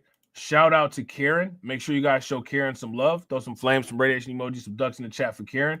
Shout out to my man, John Guillory. All right. Showing love. Definitely appreciate you. Shout out to Black Free Thinker. Make sure y'all show my man, Black Free Thinker, some love. Definitely appreciate you. Shout out to Al McCowan for re-ing up on his membership. Shout out to everyone, all right, who contributes to the Discord with the information. All right. Shout out to Win Lose a Rug. Shout out to Brooklyn Queen. Shout out to DC Precise. Shout out to Carlton Way. Shout out to John Guillory, everybody who does that. Shout out to the Patreon. You guys know you get 50% off of the Patreon with code Alpha Crypto Pookie. All right, you get more than 50% off of the Patreon. You know what I'm saying? But I just say 50%. You go over there, you get a better bonus. You know what I'm saying? And there's you know what? Shit. Hold on, I didn't realize this screwed this up. I thought I was about to bust this out real quick. Fool me. You know what I'm saying? Joke is on me. Hold on, give me a second, real quick, y'all. I thought I was about to hit the outro. I thought I was about to hit the outro music, and it was about to be all good.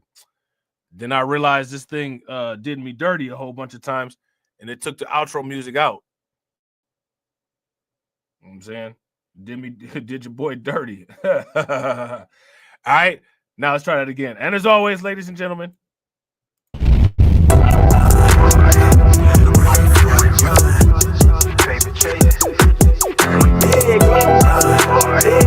run for it, run. Yeah, hey, okay, I'm fresh up out the package. Sign my deal, I pay my dues. Affiliated to this paper, I need freedom for my family line. Draw my life design up like fine art. I'm jumping out just an unfamiliar coordinates. Hopped off the porch like I could touch the sky. Red is not one trillion. The ism talk the water out your faucet. Look at me flossing, I'm so wavy I could change the tide. My intuition sense the hatred in your ways. You imitated forging lines, claim meaning means that's just to justify. Yeah, right. West side boy, maritime. Creole baby, my bloodline. My lungs clouded, my thoughts crowded. Say all I see is these dollar signs. Finna make a play and that sound delay. On mamas, I testify. Run for it, run for it, run. I'm out here paper chasing, looking for the funds. Run for it, run for it, run. I'm out here paper chasing, looking for the funds. Run for it, run for it, run. I'm out here paper chasing, looking for the funds. Run for it, run for it, run. I'm out here paper chasing, looking for the funds. Game recognized game. I'm from the Bay, okay, I'm versatile and my slang is different. I'm lane switching with the same people that I came up in this thing with. My head swivel, I'm homebound. Got a target back on my backside. The cat peeling with the cast iron. Better run for it, run before I catch you.